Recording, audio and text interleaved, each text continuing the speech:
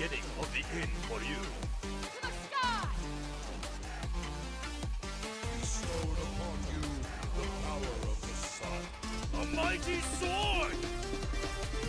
Strike while the iron's hot. For Camelot! For Avalon! Let the heavens rain! I am Ragnarok!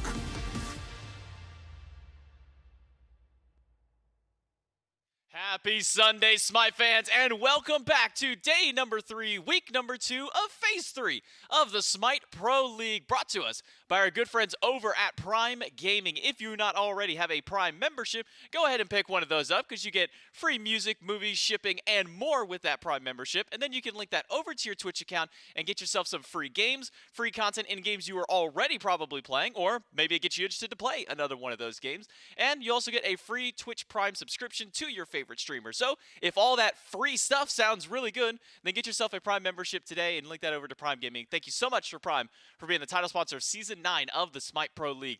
My name is J-Mac Tucker. I got Hurrywin joining me on the desk as we jump into our third day of this second week of play. And before we even go any further than that, a lot of stuff has already happened this week. The Valkyries found their first win of the phase with a win over the Bolts earlier. Camelot Kings got a 2-0 earlier on in the week. Valkyries then fell to the Titans yesterday. Oni Warriors able to slay the Dragons. So we know the J Dragons can bleed, and that moves us into today on Sunday. Olympus Bolts, Atlantis Leviathans, our headline match of the day. Then we jump over to the Camelot Kings, Oni Warriors, and then they close the day with the Jade Dragons once again, this time up against the Tartarus Titans. Now, with the loss to the Jade Dragons yesterday, that means we've had a little bit of shakeup in the standings. Now, they are no longer the undefeated team out there. The only one who remains undefeated is that Oni Warriors team. They get to face off against the Camelot Kings, like I said, second match. We'll see if there will be any undefeated teams remaining after today. But with the other Jade Dragons still sitting at second, they'll battle against the Tartarus Titans for that spot a little bit later on. Camelot Kings also right there with the Titans. And then the Bolts, interestingly enough, the two teams we're going to be talking about here in a moment for their matchup, Leviathans in 5th, Bolts in 7th, is not really an area that we would have expected these teams to be at this point, and we'll get to talk a little bit more in depth about that one. And the good news is I've got some help to talk about that one. Hurrywin going to join me on the desk for our very first segment of the day, for our very first set, to kind of jump into these matchups. Yeah, I'm really excited for this matchup because it's a grudge match, more or less, today. One with the roster swap they wanted, and one with probably one that they weren't ready for. And they're both related because, the Bolts are going to be playing off against their former solo laner Haddix today, so that's going to be a really interesting matchup. I think both these teams have a lot to prove. The Bolts want to say, hey, we're still a contender. Maybe not the best start to the season, but we're still a contender without you, and we're capable of beating you. And then Haddix, obviously, on the other side, wanting to say, like, there's a reason I left. So, whether they are going to talk about it in public or not, they definitely have a lot to say here with their gameplay today, so I'm excited to watch that. Yeah, the Olympus Bolts have kind of been struggling a little bit. They went to their full 3 against the Solar Scarabs earlier on in the phase, and then obviously had a loss to the Valhalla Valkyries just at the beginning of this week, which is definitely a little bit of maybe of a hit to the confidence of the team, though everybody seems to be kind of smiling, goofing around a little bit. That's typically kind of the vibe that you get in these pre-games around over there with the Olympus Bolts and their new player Baskin, the only one who isn't joining them at the moment. And then Atlantis Leviathans on the opposite side, as you said, Haddix now joining this squad over here. And I remember talking to him in a pregame interview not too long ago where he was saying, man, this is the team that I kind of thought I was going to be joining the SPL with. He had some time that he got to play with them during, I believe it was a World Championship qualifier, if not at the World stage itself. So he's got some history at least with this team. Yeah, and I'm glad you brought that up, J-Mac, because I actually have talked to Haddix before as well, and I've heard something very similar. It's one of those things where, you have your breakout performance at a tournament, and you just think that, like, okay, maybe this is going to be my home. But it got, unfortunately, a bit delayed. He still did find his footing in what would eventually be the SPL under the name of the Bolts, and he's obviously proven to have a name for himself there. And now he's back to where he thought he'd be in the first place. So maybe it is his home, and maybe that's where he'll see the most success, but we'll just have to see. Yeah, we'll have to see there. And the good news is we had some time to sit down and talk with a couple of our players here. So we have a little pregame interview set up for you guys. We'll take a look at that right now.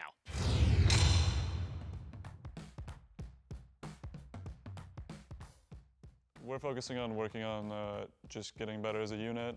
Changing out a player in a roster change is always going to cause issues. Just settling in and getting used to how they play, and I think I'm pretty confident with how they play now. I mean, it's phase 3, so every set is going to be extremely important. I've taken every set seriously, unlike, maybe Steven, maybe the Leviathans in general. I've taken every set seriously so far this year, but phase 3 is a lot more important. I mean, obviously, I would say bolts are weaker now in phase 3 with a roster change at the very start, especially with Baskin coming out of retirement. It's going to take a while for him to improve. But I think that there's still going to be a solid team. I think Baskin can kind of fill my shoes in that team, but overall, I think they're definitely weaker right now. Confidence out of Haddix kind of moving in about that one, saying, it's going to take some time before I fully get acclimated to this team, but also saying that for the Olympus Bolts, a weaker team with him now being away from there, Baskin coming out of retirement, just it kind of in general has been playing mid the last couple of years during his competitive, now moving back into solo, having to relearn a lot of the gods that have moved over to the solo lane. I mean, I'm trying to think of kind of when that last real big meta shift was before Baskin moved there. I think he was right before kind of the Cthulhu age more than anything. So everything from basically Cthulhu onward is a whole new world for Baskin in that lane. Yeah, Baskin really doesn't play the game outside of when he becomes an assassin for hire every year or so. And this year, the meta is a lot different than it was, for example, in the year when he helped us out when I was on E United a couple years back. He was playing stuff like Tsukiyomi solo. Now it's Hades, things like Artio that are coming back in the mix. So solo lane, unfortunately for Baskin, is a lane that you see a lot of different types of playstyles. So he's got a lot to learn. Now, fortunately, he is comfortable in playing a lot of different type of playstyles. If there is a player you want coming back and you expect to adjust quickly, Baskin is one of those players. So I think he's done well so far. I hope to see him continue to improve. He still definitely has to learn some of these new characters, but he'll get it together. Well, the good news is we'll get to see maybe what some more of those looks are for Baskin and even for Haddix for both of these two teams. We jump into the picks and bans for game number 1 between the Atlantis Leviathans and the Olympus Bolts, our first set of the day. And immediately it's going to start out with some Guardians, and this has been pretty much standardized across the board. Almost every single team is banning at least 1 to 2 Guardians in this first phase. Usually Umoja is kind of always up in that conversation, especially when you're going against a player like Wrong Yu, who last year and at the even still the beginning of this year was basically considered almost a guaranteed win. If you gave Wrong Yu Umoja, you might as well just get ready for the next game. Yeah, I'm never giving Ronnie Umoja. I mean, there was a short stint this year, I think, where people kind of forgot. They were in the messing around stage. And then they found out. And they sure did find out. And I think everyone else found out on their behalf because no one is letting it through anymore, which I think is smart. I do not want to let him have it, so it makes sense that other people don't. Leviathan's going for a first pick. Cabrakan, no surprise to me. I'm a Cabrakan fan. It is up the Leviathan's alley. It could be a flex pick like we saw the other day, so we don't know exactly where this Cabrakan is going, but certainly a strong first pick here for the Leviathans. It'll be Atlas on the opposite side for the Olympus Bolts. The remaining bans outside of just the 2 Guardians that we'd mentioned prior are the Lancelot and the Pele, so focusing in towards the jungle at Lasbra. And then Guan Yu, Daji, just some more standard bans, more than anything from the Bolts. But then with the Atlas, they'll couple it with the Naja, who has been on the rise in the jungle. We've also seen it in the mid lane a little bit, mostly from Benny Q at that point at the very least there. And how do you kind of feel about the Naja right now? I mean, the buff to his ultimate gives him those protections, really seems to have kind of brought him into favoritism for a lot of the junglers. Yeah, Naja is a character that brings pressure to the table, and I think any buffs towards Naja was inevitably going to lead to him coming back into the meta. So I think he just needed a little bit of help, and he got that. Now he's one of the few characters that can kind of serve, especially with the new meta items, as a strong pressure jungler for a lot of these teams. And to be honest, a lot of these teams have a lot of Naja players, so I think they were all just waiting for their moment to bring him back. It's always a fun god to play, always a fun god to watch, so kind of glad to see Naja back, for even if it's only for a little while longer. Cupid Vulcan on the opposite side for the Atlantis Leviathan, so the Cabrakan still a little bit of flex. We won't be seeing it go to Shinto like we've seen in the past at the very least. So maybe we'll have to see if that goes over to Rongyu or if it goes over to maybe Haddix in the solo lane. Medusa has been a bit on the rise as of recent, though, Hurry. I mean, we look over at least the Valhalla Valkyries. It's something that WoW has found a lot of comfort in. But why Medusa for maybe the remainder of the league?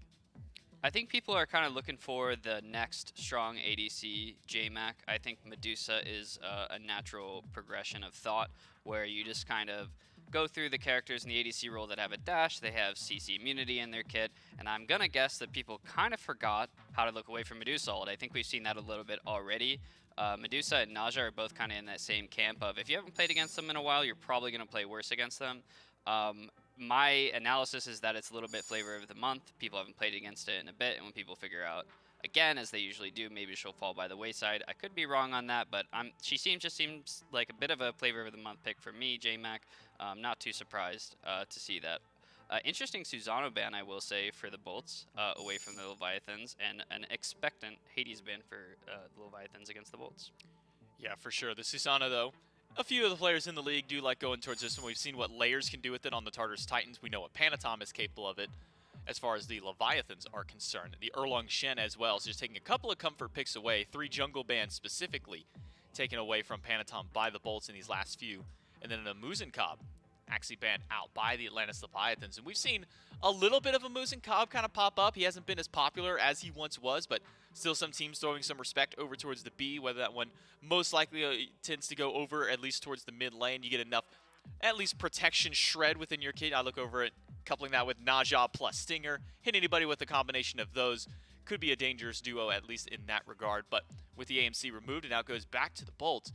And if you're the Bolts here, do you leave your last pick for Venenu, kind of let him get a look at the full draft of Leviathans before you pick in his, or are you grabbing Venenu's god now?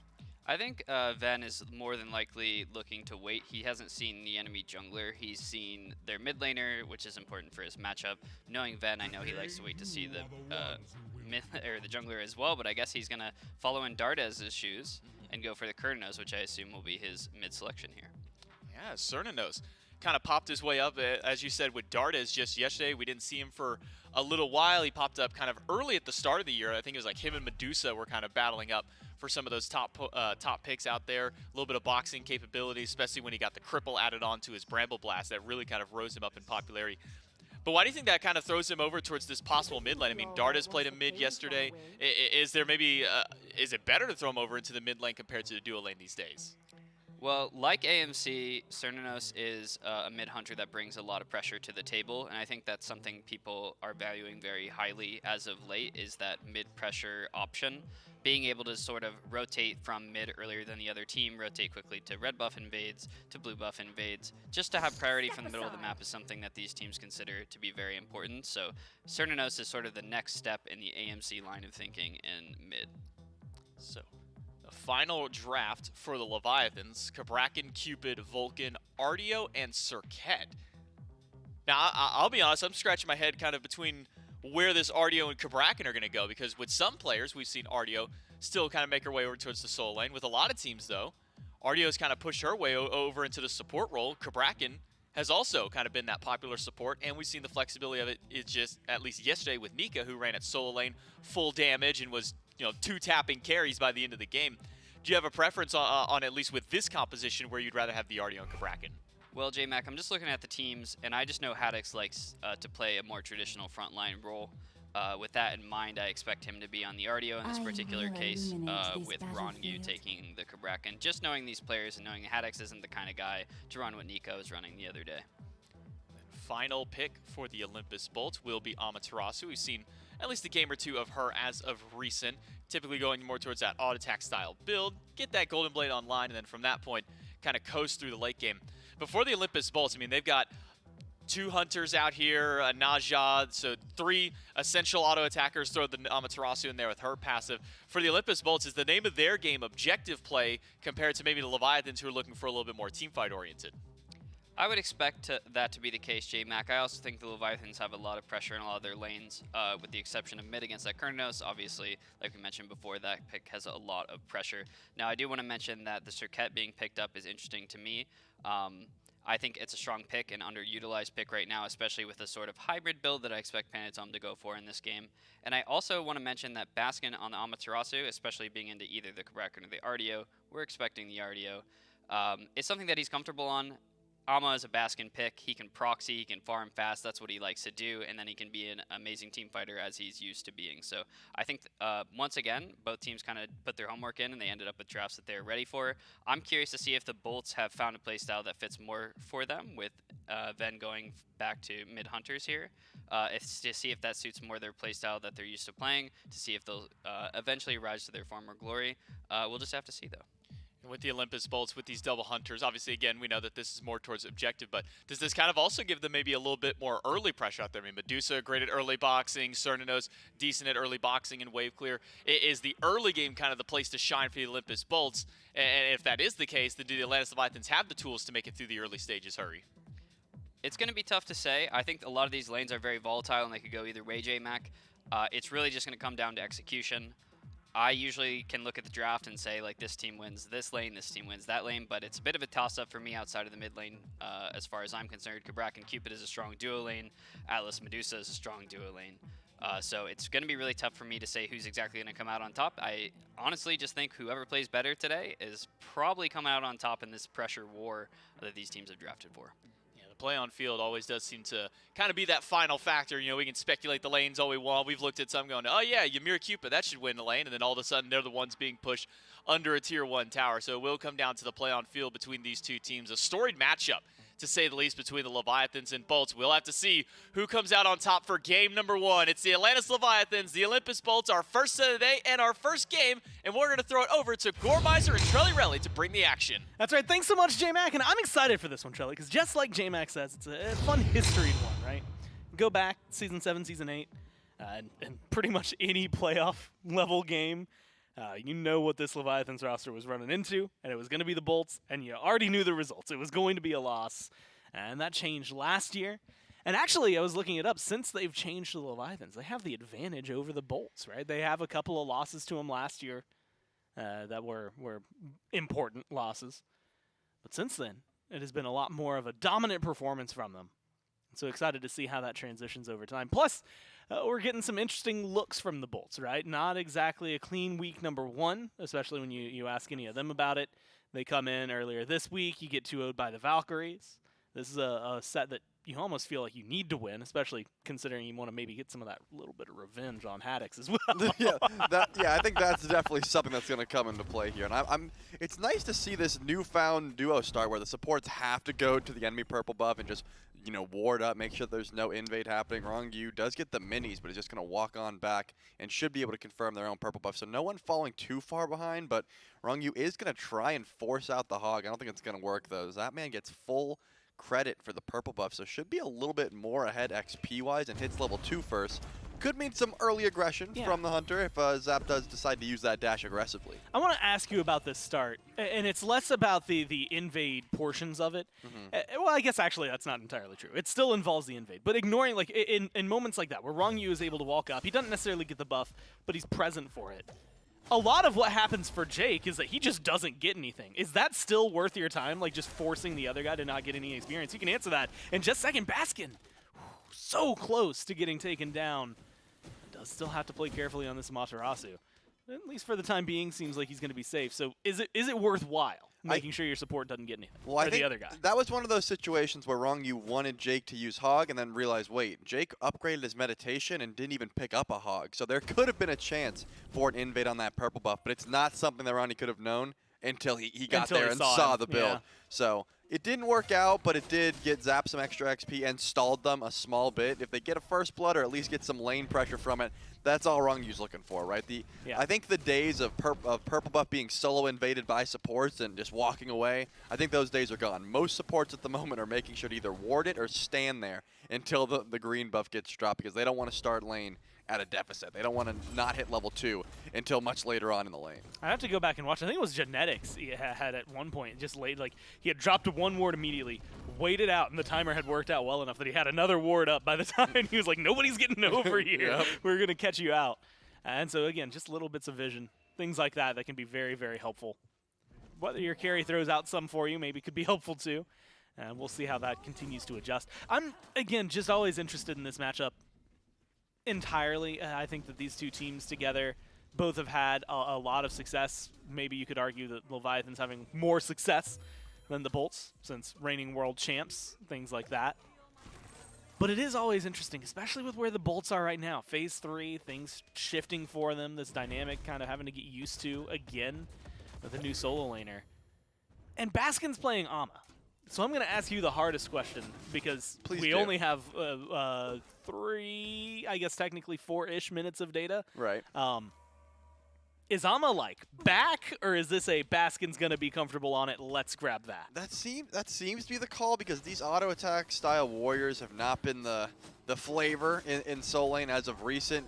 And now the Conduit Gem RDOs are coming back in a big way. The Manticore spikes have been absolutely popping off. Like just yesterday we saw Nika doing so much damage on this pick. For a bit it was just RDO and the support. So I don't think Ama does much into RDO. You're pretty much just sitting back farming. But what Ama does bring is that late game pressure. You know, you get some extra movement speed or damage in her kit with her stance switch. She can also shred down objectives for you. I think the Bolts are picking this not only for comfort for Baskin, but also for that team fight presence. You're not picking this Amaterasu to beat RDO in lane. You're doing it for the team fight after the fact. I think that's why Baskin has beads. Baskin's sitting underneath that tower, not going like the Golden Blade start with some extra damage because you're putting yourself at risk to the Circuit gank. Panatom could very easily go over there and make your life miserable. So I expect to see lots of tower camping on that side of the map. It's definitely been a god that it's so weird because no matter what, all I can think of is Scary D on Amaterasu, which is so wild because like Nika exists and had the wildest win streak on this god, but it was Scary D who I just remember these plays of constantly looping around. Yeah, running the around the whole map. And just like all of those moments where you're just like, you know what? Nobody but Ama is going to get that done.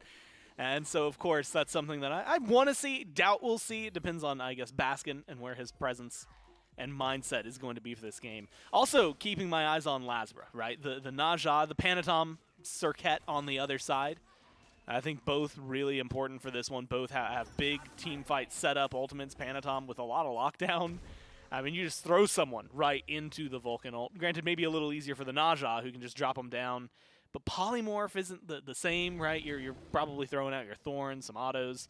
And so the burst follow-up from the Leviathans, you might expect to see, or I guess should we expect to see, more pressure in mid because they've got the Vulcan. Yeah, it certainly could be the case. Every time I see this Naja as of recent, it hasn't really been accompanied by that big burst ultimate. You know, the Naja Scylla days of old are gone, it seems. It's just, hey, Naja double Hunter, and then we've got Awesome Jake for some magical damage. Like that's the call. And just Jake, by the way. Yeah, and it's just gonna be unless we see some mystical males come through. I don't think there's gonna be any more magic damage coming through for the side of the Olympus bolts. So, you know, I guess that's just Naja just brings so much utility, and that's the reason all these teams are valuing it so much. It's still being able to take someone out of the fight as long as they don't have their purification beads up is super valuable.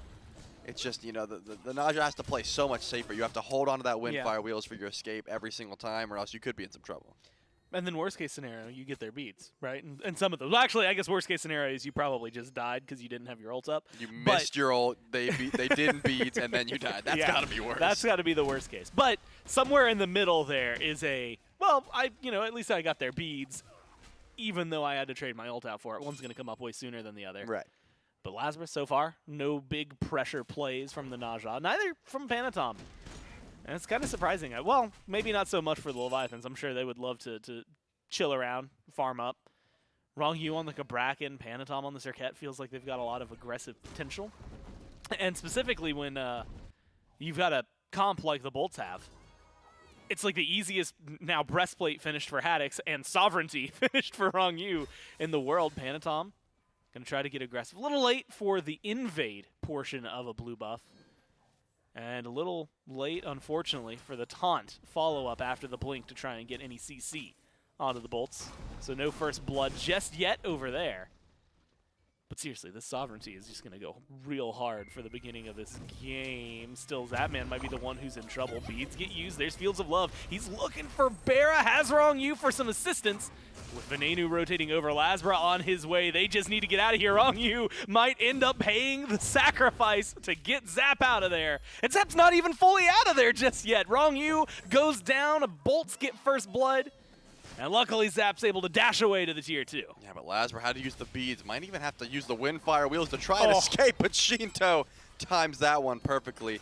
He just got to... Oh, he already used the ult actually in that situation, but now Basket makes the rotation. Ton of damage, not going to find the kill onto Shinto, but does get the beads down. So that could make Lasbra's life a little bit easier when he does respawn in and use the Windfire wheels, but still, now there's still going to be a fight. Yeah, what a large grouping in mid, and unfortunately for the Leviathans, it's starting to dwindle. Panatom killed off. Bolts find 2 in the larger engagement, but like you said, lose Lasbra. A lot of beads get burned, a lot of relics down on either side. And Zapman's still getting aggressive. The amount of no fight to fight we just had ratio was wild. And that was like 4 people in mid for each squad. That is not something that is supposed to happen at 8 minutes in. Baskin with a large rotation. It just feels like the Bolts recognized they needed a little bit more. Once Lasber goes down, they needed something else. Yeah, if Lasper was able to sit under tower, that would be huge for the Bolts, right? Because they get zap speeds, they're able to pick wrong you, and they lose nothing off it. But unfortunately, there was a little bit of aggression towards mid. Great timed ult by Shinto to get Lasber right at the end of that sash. The immunity frames were just gone at that point.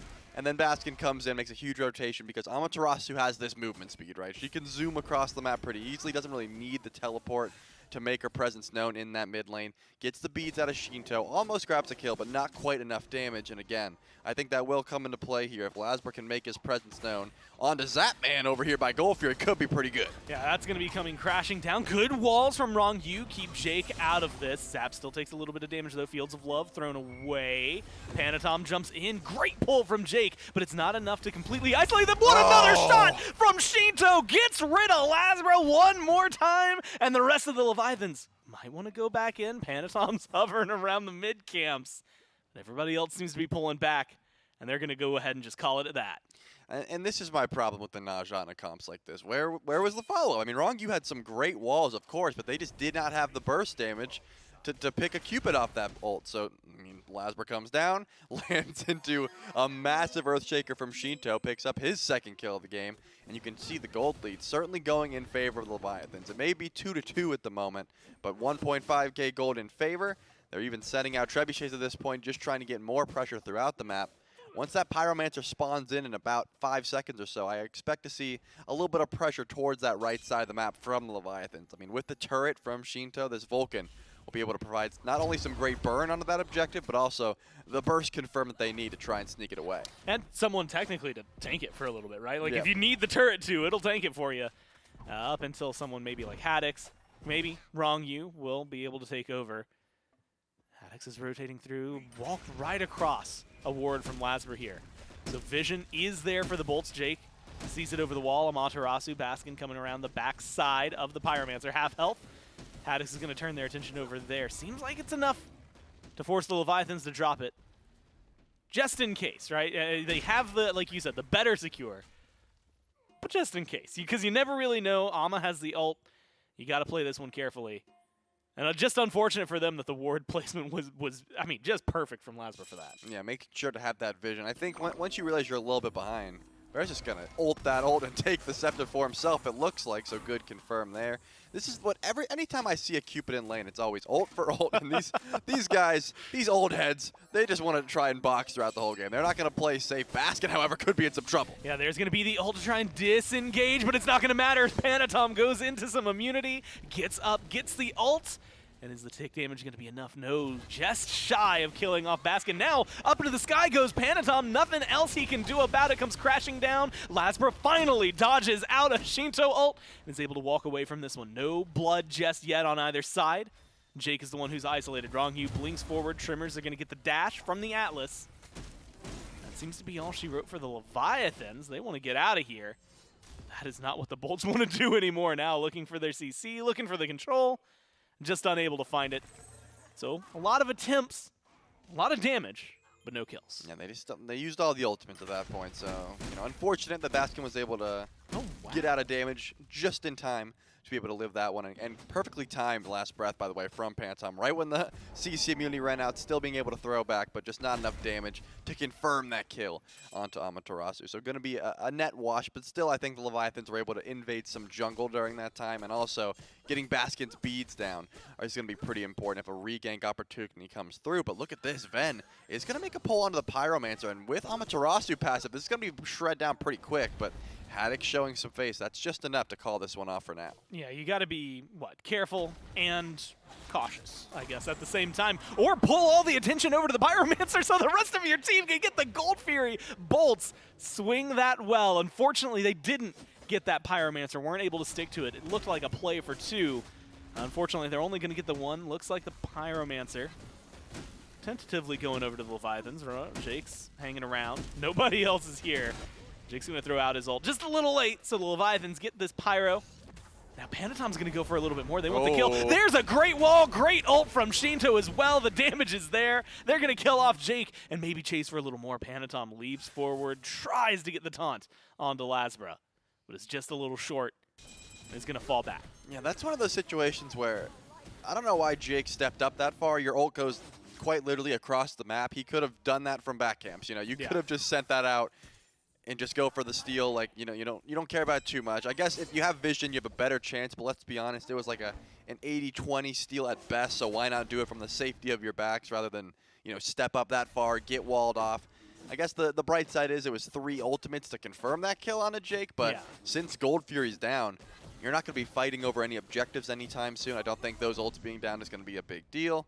But I guess the potential for a steal was worth it in Jake's mind, right? Like, hey, as a support, I'm not worth too much gold at the moment. If I steal it, it's huge. If I don't, not the biggest deal. That's got to be the mindset there. But now, because the Gold Fury was down, and the Bolts made a great call just to pull that one with Lasbra and Bear's damage, there should just be some farming going on at this point. Unless some lucky relics get down or someone stays around too long, I don't imagine any fights being forced. But you can see Awesome Jake wrapping around here on his app. That's going to be an easy pickup. Beads used by Zap, plus the ult, plus the taunt, plus the damage. Man, 3 members of the Leviathans come in and just make Jake's life a living hell, lock him down, and the second death for the support on the Bolts happens. Yeah, you can't pop a meditation with that last breath on you. The healing is not going to come through, so Jake really has no survivability relic whenever Panatom is around trying to make sure that he's getting CC'd and locked down. Don't envy the situation. The Mail of Renewal also not helping too much. You're just building a lot of healing into the amount of anti-heal that the Leviathans have on their draft already.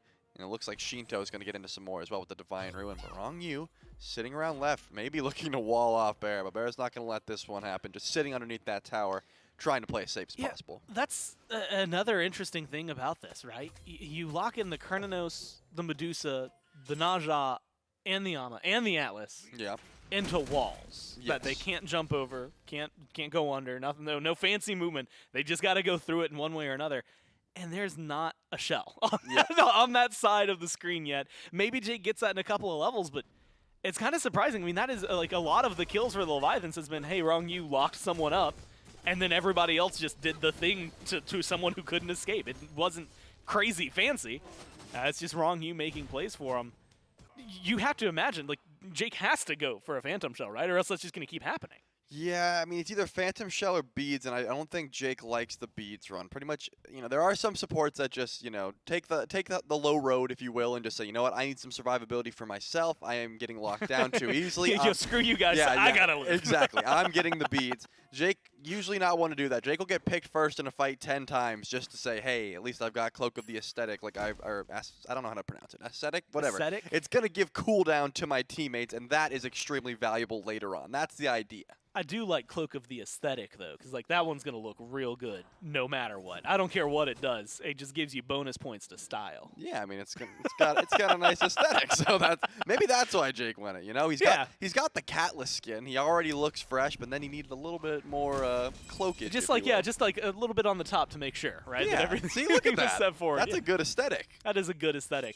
I will admit, I have not played this skin. I did not realize there was like a koi on the back.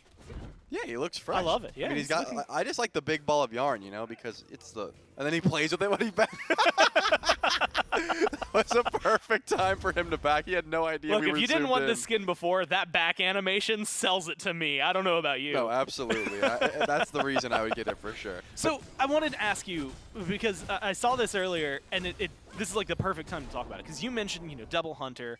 We talked about this in the past, but then you get the Amaterasu, like another person who's auto-attacking. Panatom's gone for the Witchblade, and relatively early, and that's something that I usually expect to see on like the frontliners. Do you like Panatom slotting that into the jungle build?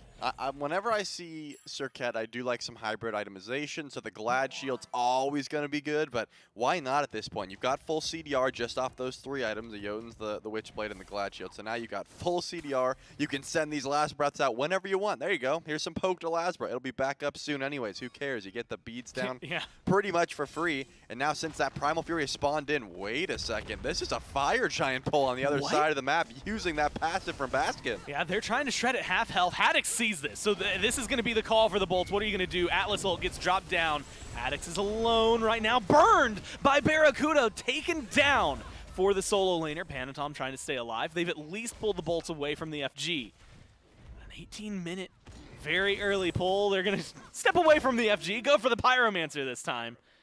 But with the kill they got, they feel, I want to say re-energized. I mean, that was definitely something they needed to kind of resurge themselves forward. Yeah, definitely. And I think the biggest pick on the map that would still be killing Shinto. If Shinto's dead, you can go for that 50-50 on fire because your burn is so quick. But that's a 3-0 Vulcan with Earthshaker that's going to be doing like 1,500 damage at max range or something like that. Not quite that much early on, but trust me, it's going to be bursting. And I think that's why the Bolts, the second they see any sort of contention at these objectives, they've got to back up. You know, they're not going to be able to go for those calls. The good news is that pulled it, you know, within 2,000. And I say within because it's very narrowly, but still technically within 2,000, 1990. Unfortunately, with some of the camps now going the way of the Leviathans, it's going to bounce back a little bit. Primal Fury could be a big one for either of these squads. You talk about burn. Add a Primal Fury to that for the Bolts. My God, that Fire Giant might have died just a second ago if they had had that before. We'll see if they can do anything here. Primal Fury leashed. And it seems like the Bolts are going to take that as a disengage. Levi's are going to start this up. Bolts have full vision. Barra has ult. Everybody's looking that way, so you have to know it could easily connect for something to happen here. Primal Fury is going to get leashed out one more time. Leviathans are able to get that one. Nice backfire from Shinto. And then an ult that goes deep, lands onto Jake, takes him down to about half. Shinto doesn't even need that damage to get rid of Lasbra. With the help of his team, the walls once again from Wrong U, locking away Lasbra from anybody else. And there's no shell just yet on the side of the Bolts. Barra slowed down, locked up, and now there's the leap forward. They want this kill. They're going for the Hunter, but they don't get him. Barra lives through all of that and gets credit for the kill onto Panatom. The turnaround is good, but not good enough just yet from the Bolts. They still lose Jake. Vin's locked away. So the Leviathans get the objective, get 2, and only lose 1 in the process. Yeah, the 1v2, and you're getting the free confirmation on that Gold Fury, or the Primal Fury, rather. It's going to be huge. I like the idea to completely back, but it looks like Zapman is going to get some farm in the meantime. I was curious if it was going to be back and run right to Fire Giant. I mean, we are up 2. Awesome Jake's going to be gone for a while, but it doesn't look like that's going to be the call. They're just going to go back to farming. Yeah, fully upgraded Bracer and Meditation for Awesome Jake. I mean, we saw yesterday the Fafnir, the Bracer, the Frenzy, double Hunters. I think Jake's trying to get something similar to that, right? Just, we're going to have all-out DPS, even underneath the Phoenix, right? We're going to, if we're down, because right now, the Bolts are down a little bit, right? If they lose Fire Giant, they're going to have to mount up some sort of Phoenix defense. You can drop the Bracer. I was talking to Hurrywin yesterday. He thinks of it as a pseudo sprint, right? It's going to get your team some movement speed as well, but also they do more damage in the process. So it's nice for when you're bunkered down. So hear me out. Okay. Fully upgraded Bracer. Yeah. They got the, oh no, sorry, that's the horrific. I was thinking, well, no, yeah, Frenzy. And so you can get a little bit, like, there's some burn potential on the, like, more than there was before. Oh, yeah. And to the point where we're starting to discuss sneaking a Fire Giant. Like, that's where I want to go. Like, well, this wasn't who I meant to do it, but I guess the Leviathans can try to start it up because they have the better secure, even if they don't have the better burn. Half health already on the FG. Zap and Shinto, pretty safe as of right now. Both have their relics. There's going to be a small Vulcan ult. That's going to confirm the Fire Giant for the Leviathans. Now it's just disengage. Can they get out of here? Shinto have health. Baskin goes deep for the ult. That's going to get the beads out of the mage, but it's going to force Baskin back as well. Good sash from Lasbra onto Panatom, and they're just throwing everything in there. Nice pull from Jake, but again, the follow-up just doesn't seem to be there. Knock-ups from Shinto keep things going forward. It is all for the Leviathans right now, but it's going to be 1-for-1. Wrong U for Barracuda. Now they're surging forward. There's Zap with a double. He loses his life for the trouble, but he's able to at least set his team up for victory, because now, guess what? Shinto still untouched, still undying, and still doing damage. Double kill for the Vulcan, and if it weren't for that dash, Baskin would be on that list too. I mean, look at that team. It was so back and forth. I mean, right when the Fire Giant went down, Shinto was so low. Baskin did a great job of getting to the back line, getting those beats down, double relics pretty much immediately. But then the Leviathans were able to turn that fight just on its head. I mean, even from a massive pull from Awesome Jake, it just wasn't enough DPS.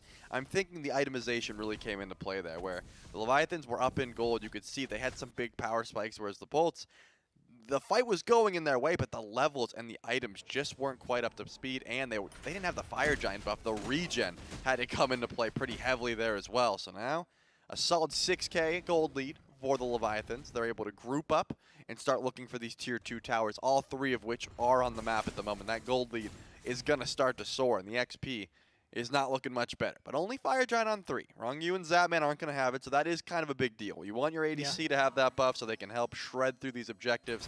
That's something the Leviathans will be lacking for the time being. And also, remember, Shinto double relic. 6-0 Vulcan, that would be a massive shutdown kill if maybe Lasbra can get to him in the backline. Will the follow-up be there? That is going to be the question, but we do see a bit of a grouping here on the Lasbra already. Force out that ult. Now Shinto should be just fine. Panatom gets the taunt. He has the ult, tosses him back to the Sharks, and then it's just Heart Bomb waiting to happen.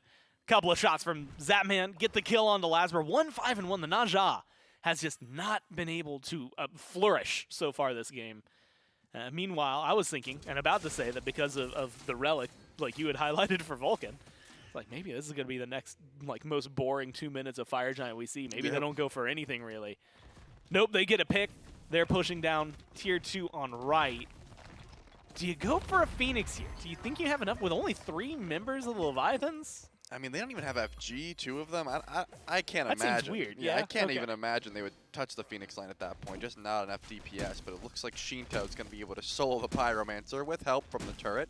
And actually, Shinto doesn't care about that Pyromancer because tier 2 tower is more on the menu at the moment. You've got Lasbra down for about 1 more second, so probably smart to back it up, go for the Pyro on one hand, group up for the Gold Fury on left, just push that lead ever forward. It's approaching that 10K mark. With FG, starts to look real scary looking at these fights. Now I want looks like towers back on the menus, like with the orc from Lord of the Rings as a meme. So whoever wants to make that one, good on you. And you can send it to us. You can send it, Rach. If you just make it, I feel like that would be pretty nifty to make for like a Fire Giant meme or whatever. Or maybe we can use it. I actually just went through, and this is some BTS stuff, but went through and grabbed teams that had never beat the other in the franchise, like since we've gone to that. Right. And I'm going to spoil it for you. It wasn't a lot. There's a lot of the matchups are actually pretty even, but there are still a couple of teams that have not beat at least one other in the SBL. So maybe it'd be good for them. Like, looks like blanks back on the menu for when, I think it was Scarabs haven't beat like the Titans, I think is in that list. Yeah, it's like the If they get that win, that'd be a good one. Yeah, the Scarabs are at like a restaurant and they're like, oh man, Scarab, like the Titans haven't been on the menu for years, but then they beat them once, and now it's like, looks oh, like looks it's back on the yeah, menu. looks like the Titans are back on the menu. Either way, Bolt's get a gold Fury. Jokes are way funnier when you have to explain them. Yeah, like when that. You're it's, welcome. well, yeah, when it's like you have to recreate the visual. Yeah, you're welcome. I really had to just play that one out for everyone because You know, I appreciate it though, because I could see that tweet, and I would like that tweet, and I might like this as well. Panatom goes in, ults Venenu. Only gets some damage out there, but does burn the beats, so a small win for the Leviathans. Okay, I'm just going to say that Panatom has 60% CDR at this point. Like, this man is... I think if you get 100% CDR, you just win. Isn't that, like, a secret bug in the game? Something like that? Yeah, you're absolutely right. It totally works Yeah, that if way. you can get It isn't capped off or anything. Yeah. The Bumpus Hammer, I think, is just a little bit overkill. Sphinx's Bobble wasn't, like, a big deal because of changing anything like that. No, yeah, it's absolutely. Yeah, just going for as much cooldown as possible. But, you know, the Bumpus Hammer is going to help out. Just spam these abilities, get those Glad Shield procs, and Baskin getting absolutely melted just off the mark with that ultimate will start just hammering away at the mid Phoenix. It looks like a bit of a split push here where Wrong and Zap are in left and the 3 are in middle, but not going to be enough. Fire Giant has worn off, and it's time to go back at this point. Just getting a little bit over-aggressive, but when you have this gold lead, you can make calls like that. And that Trebuchet was trying to put in work. I mean, look at that. It did almost a third, maybe I guess a fourth of the Phoenix's health, but not enough to really make it worthwhile. And like you said, Fire Giant respawned at this point, and so you have to utilize your gold lead while you can. 11,000, well, just a little shy, 10.5K in favor of the Leviathans here. So that is a massive swing for them. You're talking some upgraded relics, but a lot of tier 3s just straight up bought over what you have on the other side. Zap completing a Silver Branch Bow. matching Barracuda on the Oh, boy. other one. There's the Fire Giant started up by the bolts. They're burning it down. It's half health. There's going to be the Vulcan ult. It comes in. Leviathans take the Fire Giant away from them and now are walking forward. Good stun from Baskin. Tries to get them out of here, but there's nothing you can do about it. The chase is on. The stuns just need to connect. Do they have the lockdown? Maybe not for 4 members of the bolts, but poor Barracuda had nowhere to go. And that's 1 kill plus an FG steal for the Leviathans. And they used pretty much all ultimates to try and go for that one, so it looks like it might be a grouping underneath this right side Phoenix, and I don't know if they're going to be too scared to try and fight this one after the fact. The minions are not quite here, though, so will they just go for the mid-side Phoenix? Probably the call at this point. No ultimates available, again, for the Bolt, so they just have to watch as their Phoenixes are taken. Yeah, not much you can do here. They're going to go for the stun onto Haddix. Phantom comes in, and there's the delete button. Lasbra just taken out of here. The Phoenix gonna fall shortly thereafter. Now 5v3. Still 15 seconds before Barra comes back. Might be the opening they need. Panatom goes in, throws him to the Sharks. A double ult from Shinto and a double kill for Zapman. The Titan has no chances this time around. Vin makes it back to the fountain. They're not gonna let him live. Shinto with a meatball kills him off. And the Leviathans with a resounding fight take game number 1. That's just rude, because Shinto and Zap were competing for top kills that whole time. Both were tied at 7 until that last kill in the well pushed Shinto over. 8-0 on this Vulcan. That's pretty good. Yeah, I would say that's pretty strong. And again, I have to echo what I was saying early on. These Najah comps, they rarely are hitting for me unless you have something to follow up those ults. Lasper was hitting some decent ults, but what was he landing into? Yeah. Just some auto attacks from the Hunters. It just wasn't enough bursts. I need to add on the games from this week, but I know last week Najah was one of the most picked gods. 7 games, goes 2-5.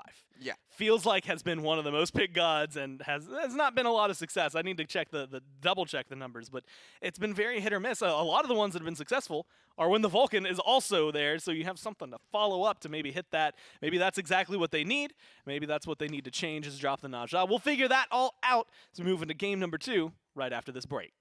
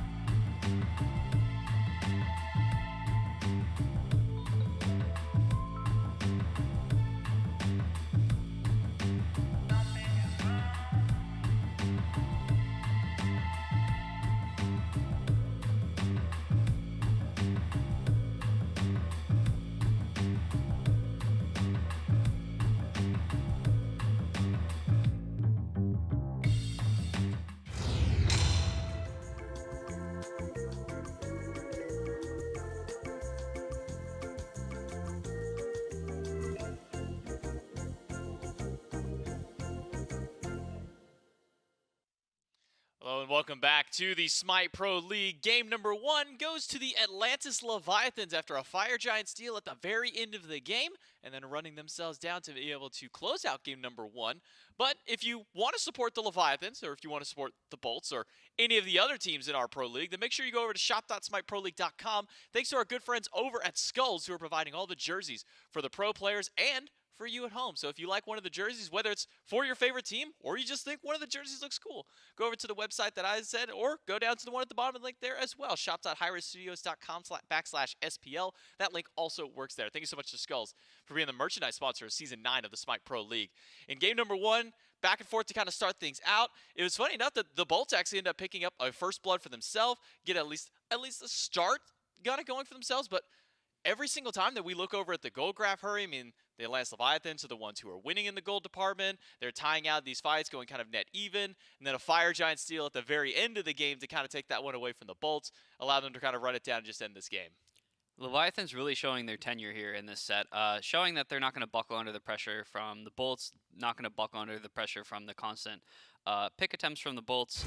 They stayed relevant in gold the whole game, if not ahead, just prioritizing their farm, not overextending for any plays outside of the later game objectives, and also just a fantastic read from the Leviathans late in the game on that Fire Giant burn that the Bolts were basically put in a bad spot. They had to look for a quick burn to try to keep themselves in the game, and the Leviathans read that perfectly, didn't reset, and stayed around for that potential objective burn. Just once again showing their tenure, showing that they're ready and not going to buckle under the pressure here, and kind of we're ready for everything the Bolts are ready to throw at them today.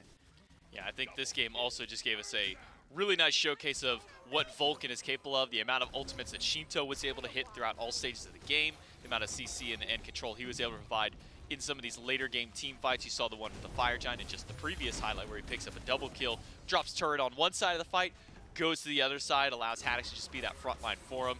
And unfortunately for Lasbra, kind of the receiver of many of these ults, well, just in cases like that one where, well, it wasn't necessarily Lasbra, but Shinto able to get that perfect timing on so many of those ults. Yeah, Shinto making Vulcan look like a god that needs to be banned away.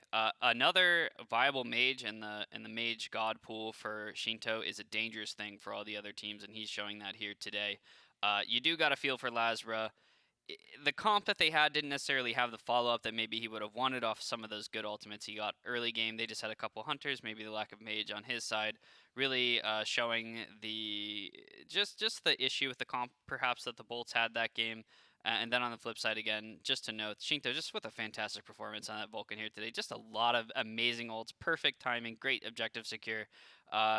He kind of looks like better beside in my eyes, because he's got the objective burn and he's got the objective secure. And one of his biggest downsides in that cripple on his one for a lot of those counter matchups people could pick, not available anymore. So he's looking great, and Shinto making him look like an S tier character.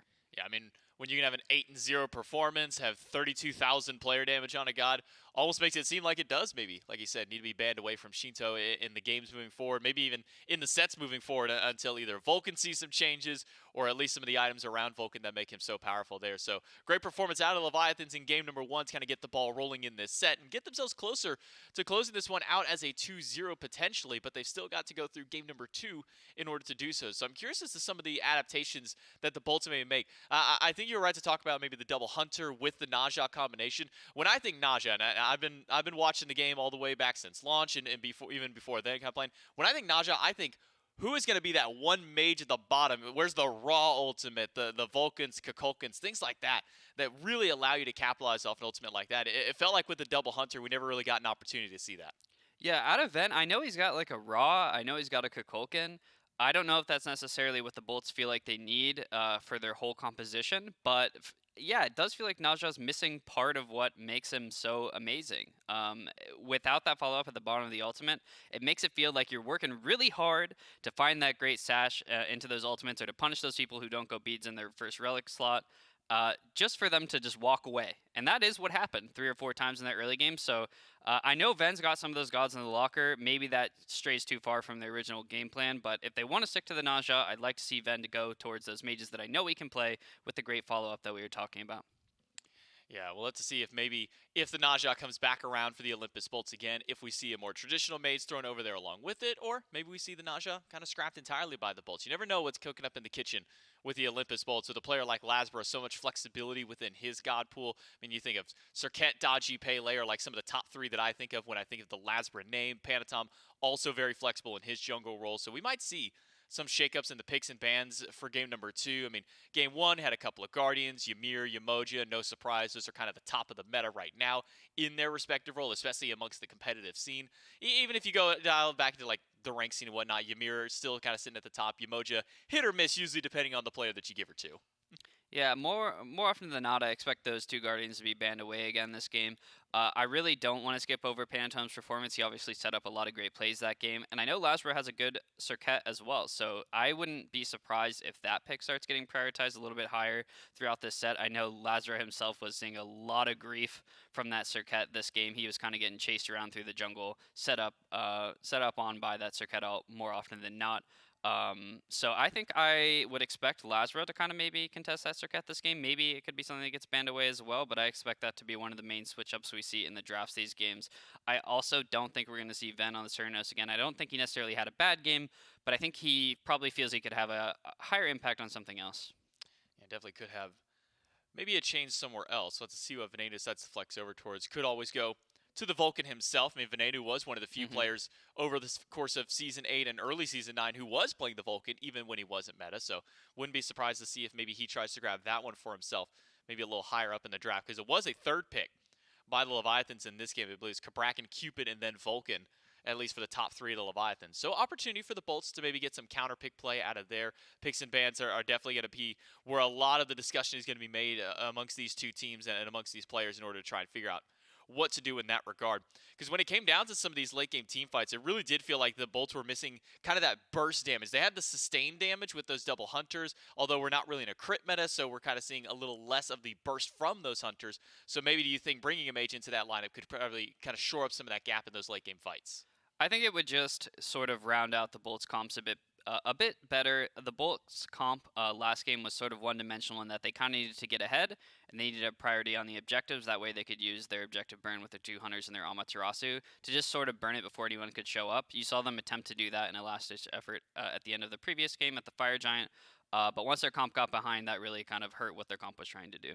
Well, speculate no more. We are ready to jump into picks and bans for game number 2 between the Bolts and the Leviathans. Remember, Leviathans up 1-0 for this best-of-3 set after getting their win in game number 1. Bolts will still remain that second pick slot, and at least as far as the first ban goes through. Ymir, going to expect Yamoja to probably pop up in there. On the opposite side, I believe for the Bolts, it was Yamoja, Guan Yu, Daji, at least as far as their top 3 bans were concerned.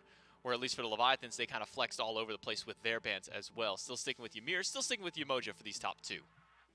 Yeah, I expect these bans for the Leviathans to stay the same unless the Bolts switch something up as well. It looks like they are going to stick to their same bans on both sides so far. Yep. Not too surprising. I think taking the Pele away again for Leviathans was a great look. It put Lasbro on the Naja last game, which didn't look particularly great, so they're probably happy with the way things went.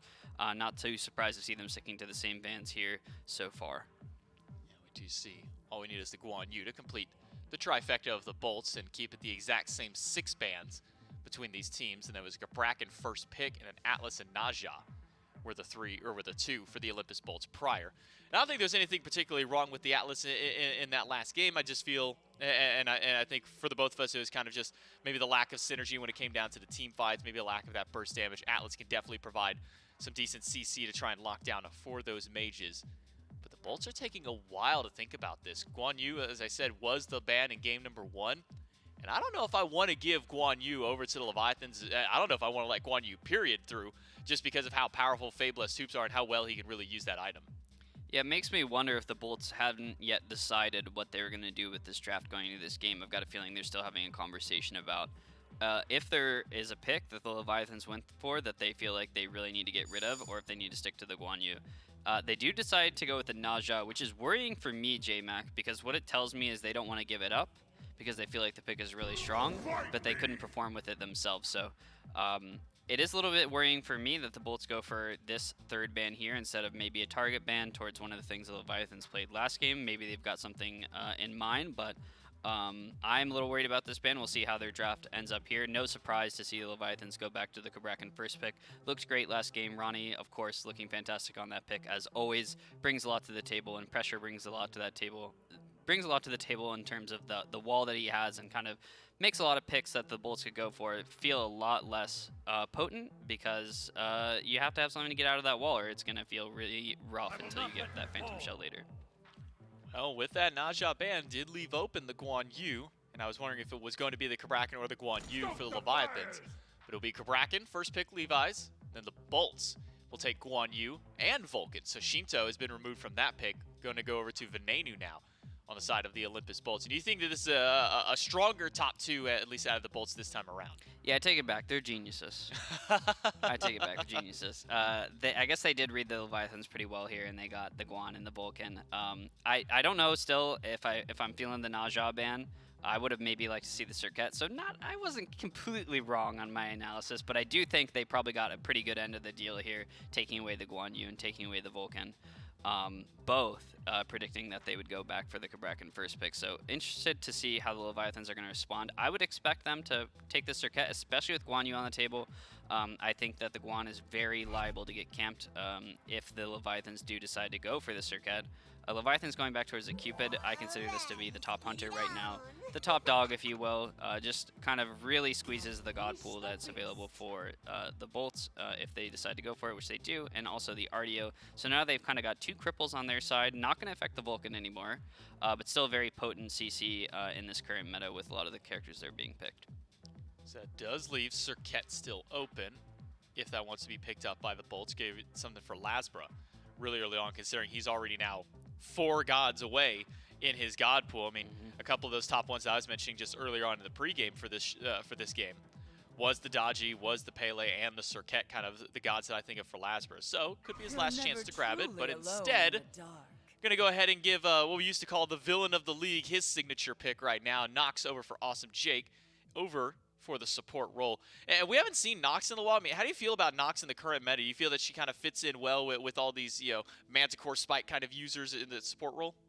I think Nox is a little undervalued right now. I do certainly think that Nox is a strong pick at the moment in the support role. I don't know if I necessarily like into the Cabrakan having root immunity in his kit. And more likely than not, the Nox is going to be hitting frontline a lot of the times with their combos setting up for her team. So I don't know if I necessarily love it here. I do think the pick is generally undervalued, but it doesn't make sense. I do want to point out that the Leviathans did something really smart in picking 2 cripples to kind of dissuade the Circuit pick on the other side. That means the Circuit will not be getting picked in this game, as the Bolts will elect to ban it with their last ban of the game, followed by the Susanoo ban. Is this going to be 8 assassin bans between the two teams? When we had the 2 Guardians with the Ymir, the Umoja, it's been nothing but assassins since then for the Bolts. 3 assassin bans out of the Leviathans, potentially 1 more. Never know what Panatom could be cooking up. I mean, I'm just going to say it out there. I mean, Panatom could go towards Loki. We've seen that come up a couple of times. Don't know if we will see it, at least in this set. Olympus Bolts for Lasbra now is the ultimate question of where does he go? Because it feels like a lot of the Lasbra style of picks with this Rat and now the set banned away, it feels like Lasbra's god pool has kind of been stripped entirely away from him. It's got to be Humbats. It has to be Humbats. I don't know what else Lasbra plays here unless he's taking the Guan Yu or something crazy, which I really doubt. The old DJ Pernicus. Yeah, I mean, that is a nod to DJ Pernicus, who hasn't been around for a while, but the OG Guan jungle main. Would be proud to see Lasbra take this in the jungle. This is one of those things, it doesn't happen very often in practice where you have this many of your characters banned away. I've been in this position many times where you're so used to getting 3 or 4 characters and you just get them every scrim set and then everything gets banned away on game day. He goes to the Nemesis, clearly not something they value super highly because he wasn't picking it earlier in the draft. Maybe he hasn't been picking this pick a lot lately, but I still certainly do think Nemesis is a strong pick right now. Not too surprised to see Lasbra take that away. Kind of forgot that she got it this far in the draft because in the SEC she does get picked a bit earlier, but certainly a good pick. And then Phantom actually going to the Erling Shen and Shinto going towards the AMC. So more of a pressure style from the Leviathans, a bit of a switch up from their pick in bans last game. Definitely going to be a little bit of a swap up for them. Definitely a change of pace for the Olympus Bolts as well. Now moving in with this Guan Yu for the solo lane. The Nox support kind of changes up their dynamic. Nox and Artemis not really a ton of pressure, at least in that dual lane, from what I can see with them. Artemis struggles to clear that wave a little bit early on. Nox, whenever you're not building power, doesn't really do a whole lot of damage to that wave. So looking kind of over at the Leviathans, this Nemesis pick that you were talking about, feels like this could be a bit of a struggle for Lazara, though. I mean, you highlighted the double cripple that comes out. I mean, how does Lazara specifically go about playing into this matchup for the Leviathans? I think Lazara is really going to have to be careful with his target selection this game. I think more often than not, he is going to be ulting tanks for his team to finish. He might be waiting for that Nox combo to connect. That way he can drop the Nemesis ult on top. They can get the Vulcan damage on top. And they can sort of run their team fights that way. So I think everything being said, Lazara is probably going to be a little bit more in the back line as a Nemesis, probably not diving in as often, kind of playing in the back line around, you know, the Guan heals, around the Nox combos, making sure he doesn't overextend in these team fights. I think he has a good game set up ahead of himself if he doesn't get too far ahead of himself, that being said. Yeah, so it is going to be a bit of a different look. Feels much more kind of pick-oriented, as you said. You know, whoever the Nox grabs, kind of all-in combo, that one person, at least for the Olympus Bolt style play, where Leviathans have a little bit more spread out. I mean, a Fields of Love, giant AoE area. And you have the Kabrakan walls to kind of close off a path out there. So for the Bolts, do they need to play a lot more cautiously through this early game so that way they can get to maybe some of these later kind of picks, or do the Bolts need to kind of hit the ground running in this game? I think the Bolts are going to be playing a survival game. They're against an Erlang Shen jungle, and they're against an AMC mid. That is a lot of pressure coming their way. The Bolts are usually the team that drafts this kind of pressure, so I hope that they're comfortable under pressure versus being the ones putting it out. We kind of did a flip-flop of the draft styles this game, and the Bolts kind of went back towards more of a previous Leviathans type draft where they are kind of playing more towards team fights. They're playing away from lane pressure this game, so they just need to survive JMac. I think if they can do that, their team comp looks great to me. It's just going to be a matter of if they can. Survival, the name of the game for the Olympus Bolts. Atlantis Leviathans with pressure galore in just about every single lane, even out there in the jungle. We'll see if the Olympus Bolts can pull this back and take us to a game number 3, or Leviathan's gonna run away. Let's throw it over to Gormizer and Trelly for game number 2. I'm J-Mac as we get into game number 2 here. Again, Gore, Trelly, and eventually the game will open up behind us. I'm excited for this one. I think the draft is a lot better from the Bolts, feels a lot more comfortable, and I think it's going to open up some more interesting scenarios here for us. Granted, I will say, at least in the conversation we were having a little bit from last time, if you're looking at people who can run through Wrong Hue's walls, it's still 0. Unless you get Phantom Shell, then it's and everyone. there's the shell, baby. Okay, so I'm already off to a better start. I mean, this has checked all the boxes for me. We have Lazara on a hard carry style jungler. When the Bolts are looking good, that is usually step number 1. We have Ven on a burst mage. That's step number 2. And then we have Awesome Jake on Nox, which is cringe, but also step number 3. So this is everything that I was looking for. Not to mention, you get Bastion on a top-tier healer at the moment in the solo role. I mean, Guan Yu with Fey Blessed Hoops has been running the meta for quite some time. For a reason, it's just really strong. And it actually looks like Jake did start Hog this time, so Wrong Yu trying to go in for this camp is not going to be the case unless, wait, are you just going to... Oh, it looks like Jake wanted to fight instead. He didn't even end up using the Hog. I mean, you're a mage, right? Like, maybe it feels even better for you at this point because it's like you're not trying to save the the buff itself. Just kill him, right? If you can root him down, lock him there long enough, you've got enough damage early on that maybe you could just wait for Bear to come over. Wrong Hue, like you said, ends up dropping that. Doesn't get any experience. Some of the purple camp gets split between Jake and Barra. And so, theoretically, Zapman's going to come out on top of this no matter what. He's the first one to level 2, which would maybe mean a little bit more if he didn't already have Heart Bomb. And presumably that just means he can get his dash or his hearts to his own discretion. Well, they're dumplings, aren't they? They are dumplings. He plays the same skin that I play when I play Cupid. Yeah, which every is time. not often, I think every time we It cast comes the up. Leviathans, we talk about the baby Fuwa skin and the little dumplings. But also, Barra uses the beans skin. yes, we have established that, and I think Boat yesterday was using the Halloween one, which I really did appreciate because it's spooky season. So I do That like it- to see.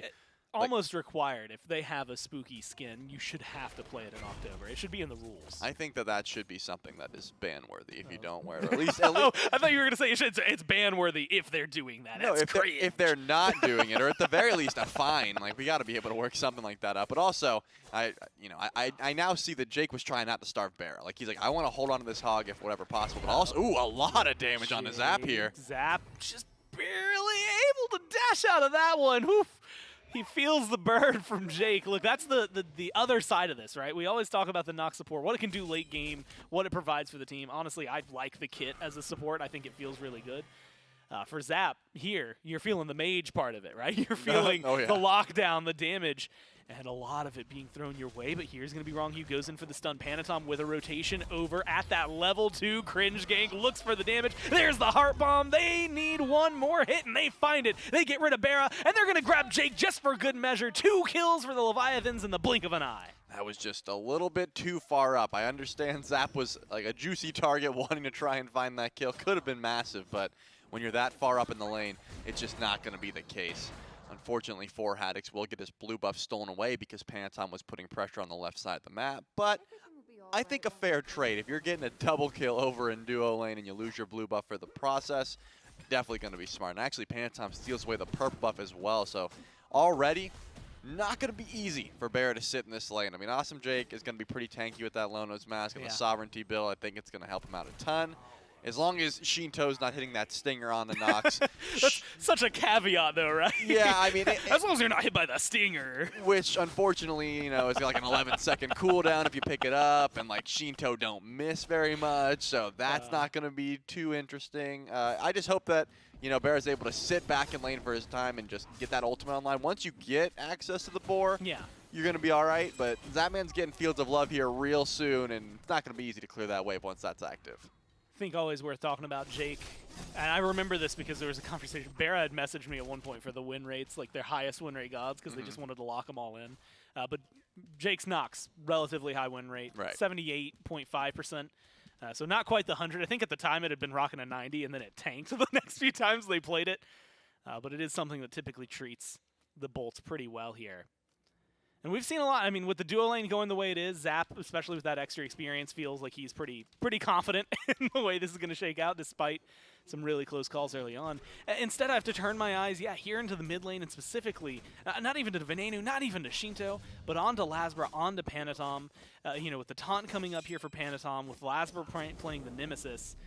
I mean, where do you start to see this pressure? Because, you know, you're not really lining up a whole ton if you're Lasbra for Venenu's damage, but you do have all of that shred available to you. Yeah, I do think that Lasbra has been sitting on the right side of the map for a reason, right? Trying to play through this Guan Yu, trying to let Baskin get ahead. Is the name of the game because your duo lane's already tanked, right? It's not going to be easy to try and get Barra and Jake ahead because they've already been duo killed early on and their purple buff was stolen. It's just going to be hard to fight on that side of the map without ultimates. But it looks like because purple buff is spawning in, I was going to say maybe Lasbra comes over, but Lasbra's just going to red buff at this point. So yeah, Barra and Jake do not get their buff. However, Haddix does have the teleport. You know, Ardio, relatively easy to kill off a nice stun from Baskin. So I think we'll be seeing Lasbra hang out on the right side of the map for at least a bit longer, trying to see if Haddix ever dashes on the wave. Like, that should just be a guaranteed kill. Like that, for example, but if you're not going towards your tower, could be some aggression on the right side of the map. It's just not easy to get, you know, Barra out of this hole. Yeah, Barra locked into the walls. Look, you can run as far as you want, man. That heart bomb, it's going to stay with you. Just great ult once again from Wrong Yu. And we were highlighting it. I actually was so hyped about it. That shell got traded out. It's a meditation again for Jake. So they don't even have it for at least, 8 more levels. That kind of play can continually happen for the Leviathans. Yeah, and the worst part is, if Jake was there, that med may have saved them from that heart bomb explosion, but Jake was not there. Jake said, good luck, I know you're level 4, but at least I have my ult. Like, we've got Night Terror. We don't have Tusky, but, like, Jake is now ahead of Barra in farm, so unfortunate once again for that duo lane. Look, what's more important to you? Tusky with stuns or the guy who's going to say, cool, they all now just do less damage? I mean, Tusky's a good boy or girl. I'm actually not sure. Does it matter? Tusky just... I don't know. Yeah, I don't know how to tell the gender of a wild boar, which is not extremely carefully. No, well, yes. Yes, that is the right answer. I was going to say, also not a phrase I thought I was going to be saying today.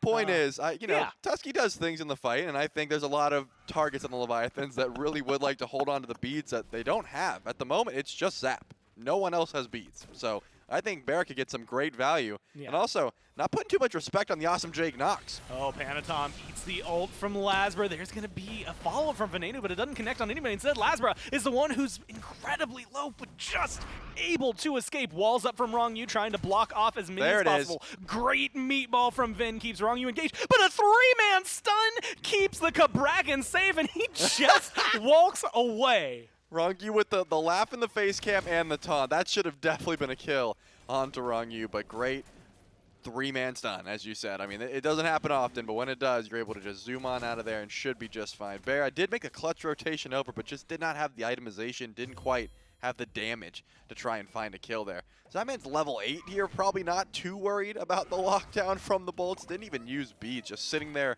by himself, pushing waves under, bullying the rest of the Olympus bolts 1v4 on this side of the map. Yeah, I would argue brave, right? I mean, in those regards, holding on to your beads. Look, if anyone's going to have experience in 1v4s, it's going to be Zapman. It happens to him all the time on stream. So being able to know, I'm not that much in trouble just yet, right? I'll eat the silence. I'll just walk over that way. I'll eat your root. I'll just keep walking afterward. And he gets out of there just fine. No way. No way is it a Gold Fury pull. I thought for sure we were going to be talking about the Oracles here. But no, it's a startup for the Fury. You've got Wrong Yu, Panatom, Zap, all 3 on it. Jake's going to spot this one out. He's going to walk over, get some damage down there. Gold Fury getting within the threshold. It's going to be locked down. Walls up from Wrong Yu, and it keeps Jake out of there. The Leviathans get themselves the Fury. And once again, Trelly, they're off to a very, very incredible start with their lead. About 3,000 gold. If they can get this kill, it will be 3,000 gold. Jake's just going to fall back. The Leviathans don't seem to be done just yet. Yeah, it looks like they are trying to get aggressive onto the level 6 duo lane of the Olympus Bolts, and why not? I mean, who's going to kill you at this point in the game? I mean, Zap has a level 2 Fields of Love, and Barra got access to Tusky like 1 minute ago. It's just not looking too good on this side. Now, that's why we see Lasbra over here taking away Shinto's farm. I would say Panatom, but let's be honest, those back camps belong to Shinto. He's level 10 currently on this AMC, and just trying to put Haddix behind. I mean, that's the play. At the very least, if you're not going to be winning duo lane, you're going to have a fed Guan Yu at some point. And right now, level 10 to level 9 looks fine. It's certainly not fed, but it'll be helping you out once those rotations come through and you get some sustain. It's elite. It's certainly no level 9 to level 7 like Zap has over Barra, which admittedly it's now 10 to 7, right? It's way closer to 3 levels than it is to 2. Yep. Zap has definitely been able to just have a very comfortable lane. I mean, even that last Harpy on the right, getting the Interceptor, he just kind of walked up and ignored Jake to take it. So like you said, the lead benefiting the Leviathans duo lane very heavily. Haddix, I don't think cares, if I was going to be honest about it. I'm not sure that he minds too much that he's only a level behind. Shinto might be on that list, though, mainly because, like you said, that's his farm that's getting messed with in the jungle. Doesn't seem like any crazy fights are going to be breaking out, though. And it comes back to some of the builds, and specifically, I'm going to keep looking at maybe rotations. Baskin uses the ult, not able to catch out Wrong Yu. Once again, the smile afterward. That's the second death where he's just kind of like, man, my life started to flash before my eyes, but then it just stopped halfway through because I realized nothing was wrong. Yeah, it seems like extremely confident and just like on top of the world at the moment, where Wrong Yu 0-0-3, the perfect support stat line, feeling confident enough to pull this Pyromancer right on spawn. But doesn't look like anything else. That man is just ganking by himself, setting up an ambush on the Vulcan, it seems like, trying to see if anyone will step up. But Ven's got access to the ultimate. Not really worried about going for that Pyromancer again. Zap is just, no one is in any danger. I don't think the Leviathans can die for like the next 5 minutes unless it's a 5v1. The idea of just hanging out in mid. There's 2 people there, one with lockdown, one with a lot of damage. And Zap didn't care. He just walked in, said, cool, I'll take the farm. Honestly, kind of works out for him, right? They take the Pyromancer during that small, quote-unquote, engagement in mid. Gank. And it's because Zap is pulling the attention of 2 over that way. The rest of them, nowhere to be seen. So even more gold flooding the pockets. Now sitting just over 3,000 gold for the Leviathans. Now the Bolts are having to scramble what kind of kills they want to grab. If it's the kills they want to grab, they have to be careful. Shinto, level 12 now. Still matches with Vin, but compared to the level 9 and level 8 of Lasbra and Jake, respectively, it is not something you want to be fighting into. I'm curious. Can we take a look at the level order for Shinto's AMC? Because didn't go beads, right? I mean, this man went Aegis into the Nox. I had to imagine, okay, just going for Swarm. I thought maybe putting some points into the Hive just to juke out the Siphon. Like, if you can miss out on that Shadow Lock, you're not really worried about the silence, but has not been in any danger. Again, with the amount of CC that the Olympus Bolts have, you'd think just, okay, you're silenced. Ven can full burst you. You can't even pop your Aegis if you're underneath that silence, but they haven't been able to find any sort of lockdown onto this AMC, so the movement speed is coming into play for sure, but not even too worried about that sort of lockdown. Now we're seeing a bit of a grouping on the left side of the map once again, but is anyone going to walk up to Zap? Doesn't look like it. Yeah, I was actually going to give a good shout out. While Zap was in mid, it felt like Barra was getting free farm and finally catching back up. I look back down, it's 3 levels again. It did not matter at all. He's just fine as far as farm goes. And poor Barra, honestly, maybe even more poor Jake. 5 levels between him and Zap. And that is one of those things that, like, if you step forward as a Nox, yeah, you've got the Emperor's Armor, you've got a Sovereignty. Zap's still just going to smack your health bar down. It's possible if Jake doesn't get, like, a couple waves for a bit, like, Zap could hit 16, like, and be double, but he did it over to level 9, darn. I was thinking, like, maybe 8 to 16. That's going to be a lot harder to do. Yeah, it could have been possible. Now the lead is just too much, right? There's no way you're getting over to 18 at this point, so still tons of farm going over to the Leviathans. Once that Oni Fury spawns back in, we may see our first real engagement. We've seen lots of picks, lots of fights, all started by the Leviathans. I want to see the Bolts try and answer back somewhere, somehow. It's just not going to be easy. At the very least, they do have superior burst on the objective, but honestly, the way that Shinto's been building, wouldn't be surprised if Stinger just outright does more than Ven's ult because it's just so much quicker. It doesn't have to travel across the map. You don't have to fully max range it to do that sort of damage, and Shinto's just building full red items as you'd expect, and it's just going to be doing a ton of damage to these objectives.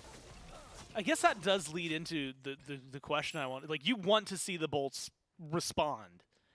With this kind of lead, like, are they still in an area, maybe not even to respond? They're going to start the conversation instead. Oni Fury pulled by the Bolts here.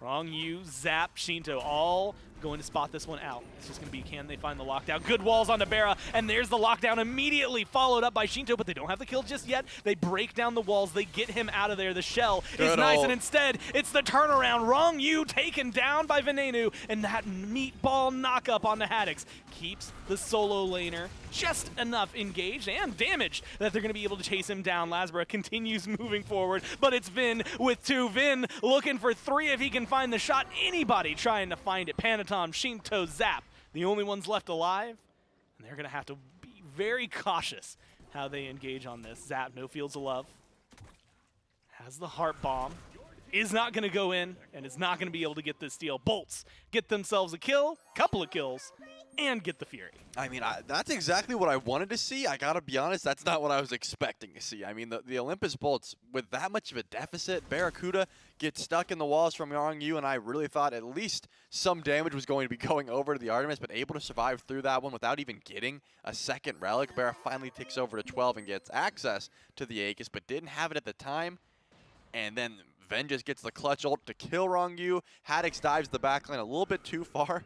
Gets the beats down early on, and then I believe the cripple field that RDO puts out actually blocked his vision and didn't realize he walked from one trap into the next one. Like, he just couldn't see it because the cripple field was down. So Haddix gets killed after that, and then the Gold Fury also in their favor. But the gold lead, unfortunately, not quite caught up. The Leviathan still very much in command of this game, but that's the start of a massive answer back, and actually Ven, top XP in the lobby for the moment. Well, it actually might be Zap at this point. Both take over level 15 at the same time, but still, that's a level lead in mid. Yeah, but and not only is that insane, but the whole thing is wild. I mean, bring back the chart, because look at, you see the dip. There's the Gold Fury. There's the team fight.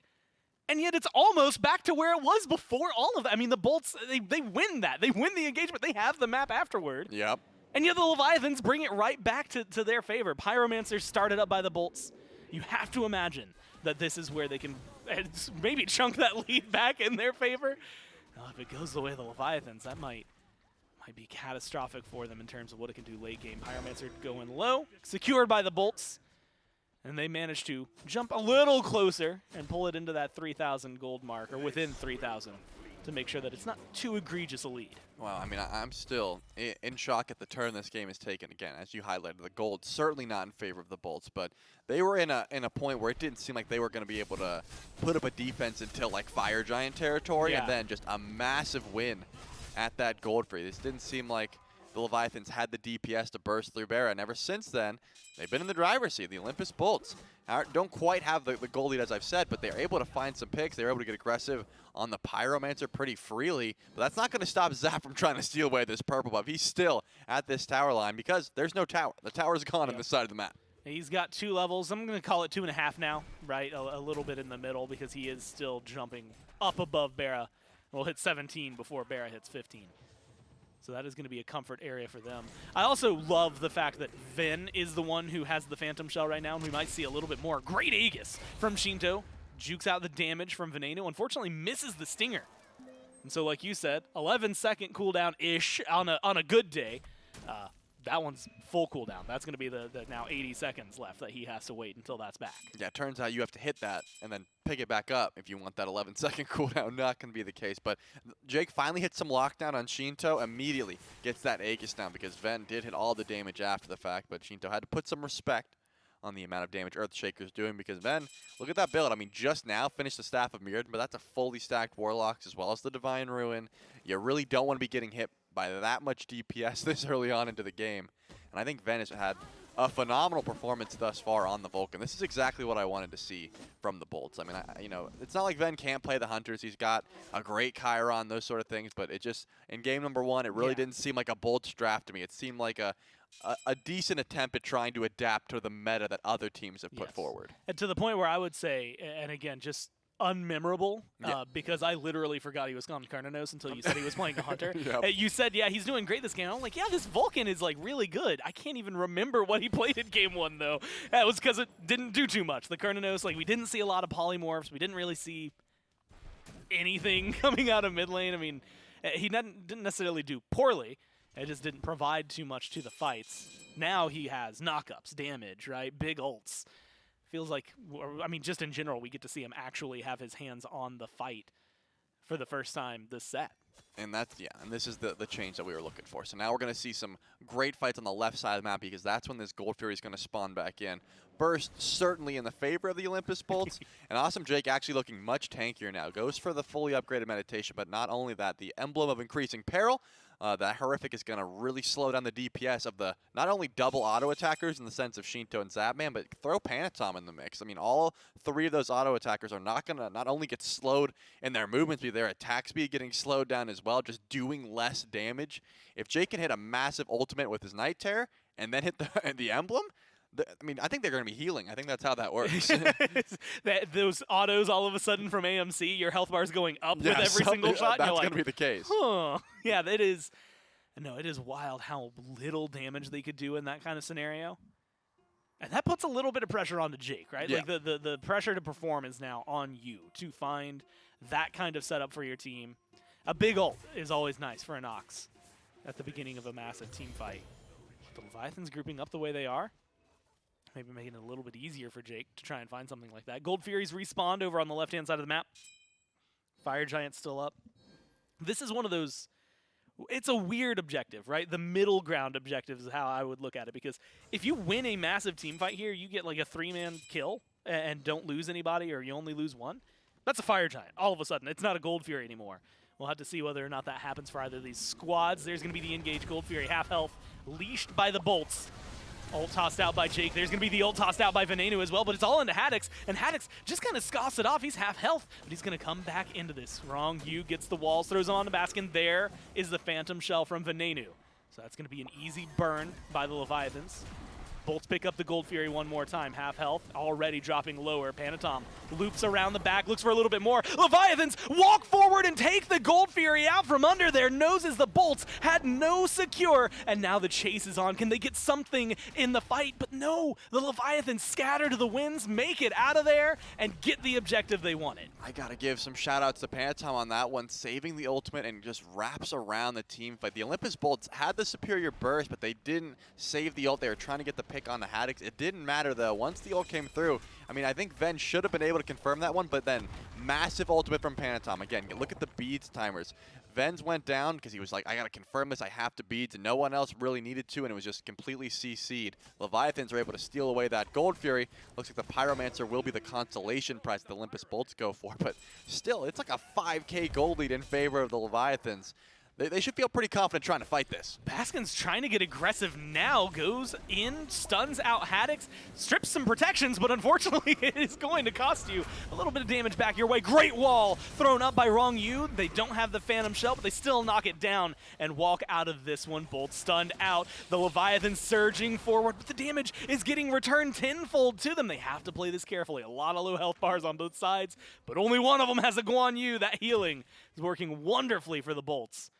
So in a huge engagement, no one dies, but a lot still gets used. I was going to say, if the Bolts all back together, there's a chance that the Leviathans just tried to pull FG there because of their double Hunter composition, but the tanks were just too weak to make that play. Lasbra and Ven stick around just in case that is the call to immediately pull FG, but it looks like Tier 1 Tower looks a little bit more appetizing and a lot safer to go for at this point in the game. Another huge ult by Ven there. I think that fight was a little bit botched. Baskin, tried to chase down Haddix, rides Thor's a little bit too far, doesn't really have the backup at that point. Yeah. And then, as you said, great wall by Wrong Yu to lock in, I believe, Bear and Jake. Bear drops the boar, gets some stuns, then a massive stun again from Wrong Yu. If that ult doesn't chunk and do as much damage as it does, I think the Leviathans feel a lot more safe just running after the Bolts in that situation. They've got superior movement speed. They can chase them down pretty easily. But it looks like because of the damage that Ven's doing at the moment on this Vulcan, you can't just chase into a Vulcan. It is pretty scary. Just dancing on a sentry ward right now. Bolts know exactly where the Leviathans are. It is worth mentioning Phantom Shell for Venenu. Back up going into this, right? So walls from Wrong Yu, as great as they have been, probably going to get counteracted. Although right now he's way on the other side. If they found like a blink engage out of nowhere, they'd be able to find some good lockdown. Also worth talking about, Trebuchet was pushing during those engagements on the right-hand side for the Leviathans. Got a Tier 1 for them there, and half the Tier 2.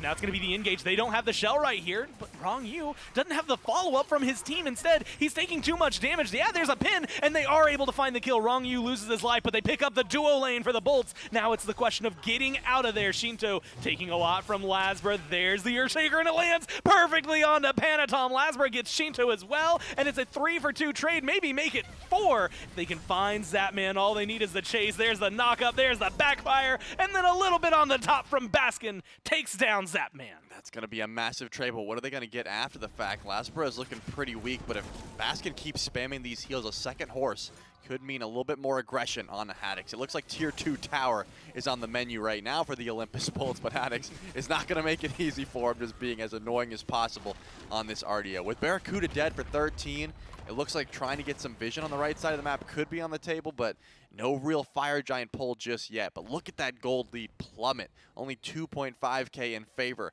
of the Leviathans after that one team fight. And another massive Earthshaker, again, from Ven. I mean, it was probably looking for Shinto. The Aegis gets used, but Panatom just gets deleted by that ult over the wall, and they were still able to find the kill onto the B after the fact. Jake has already made his way back over towards this Fire Giant, though. I wouldn't be surprised if we saw the insta-pull because Zap's still dead for 4. I have to ask you, healing right now, the Guan Yu has been a thorn in their side. Right. They got a Brawlers, they got a Toxic Blade. That's it on the side of the Leviathans. Feels like, I mean, would you have rather seen an Ankh anywhere, or is there more anti-heal they maybe could have done? Maybe. To hold that thought, we'll see potentially in a team fight. But as an answer, now that Bolt's back off. So would you have rather seen it? Would an Ankh have been strong going into this, or is the Guan Yu, is that maybe too much of an over-investment? I think that if you're getting an Ankh, it had to be on Haddix because Wrong Yu is looking for the blink and needs the sprint to try and deal with some of the slows that the rest of the team can ride. And I think that sprint is more so for AMC. It doesn't even matter at this point, though. Shinto immediately using those beads. Yeah, has to try and get out of here. Great for him to make sure that he avoids Venenu's ult in that big burst. Instead, it's Jake who gets burned down here, and Stinger picked up by Shinto. A great turnaround. You lose the tower, you get a kill, but can you follow up with anything more? Leviathans don't seem to have the chase potential they want. 5 members alive. They've got some sustain going for them. Charlie, this might be a point where they can start pushing for a Fire Giant. Maybe they go for the map. Pyromancer's about to respawn. A lot of options for them.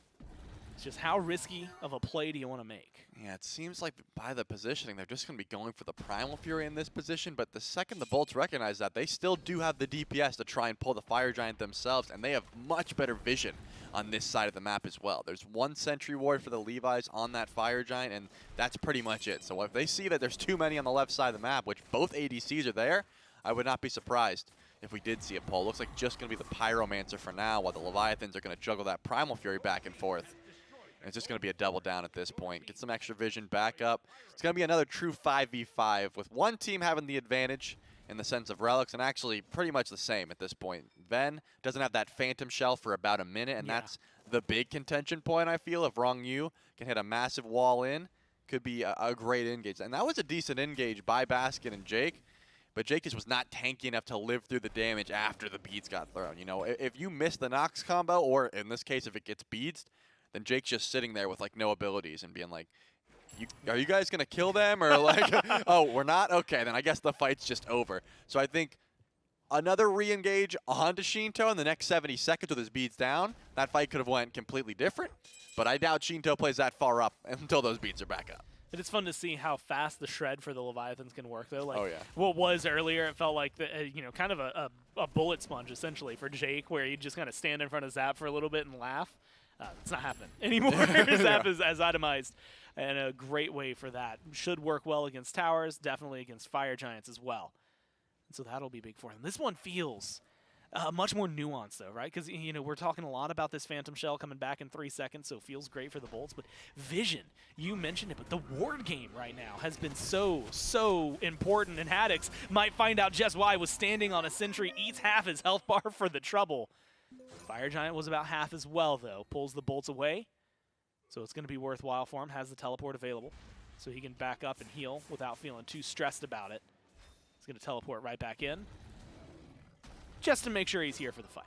Yeah, now the Bolts are going to have to back up just a little bit because Shinto's beads come back in 5 seconds. Haddix teleporting in does make sure that he can set up a little bit of CC for the team, and now the Honey just spreading between 4. At this point, Rong Yu finally finds some engage here, but the Bolts are ready to fight back. That's a decent knock-up onto Haddix. They're looking to burn him down. That's great lockdown, though. They make sure Panatom eats the full Vulcan ult and forces his health bar to be low, but then the 9 turns blessing, the heal ticks through. They don't have enough to turn this around, but they do have enough to at least disengage. Rong Yu's just trying to stay alive at this point. Good stun, but the chase is too good from the Bolts. They get rid of Rong Yu. Now the surge forward for them is great as they take down Haddix. They're looking to take down Zap, and that's going to be 3 gone. Panatom is able to trade out 1, but loses his life. 4 for Bera.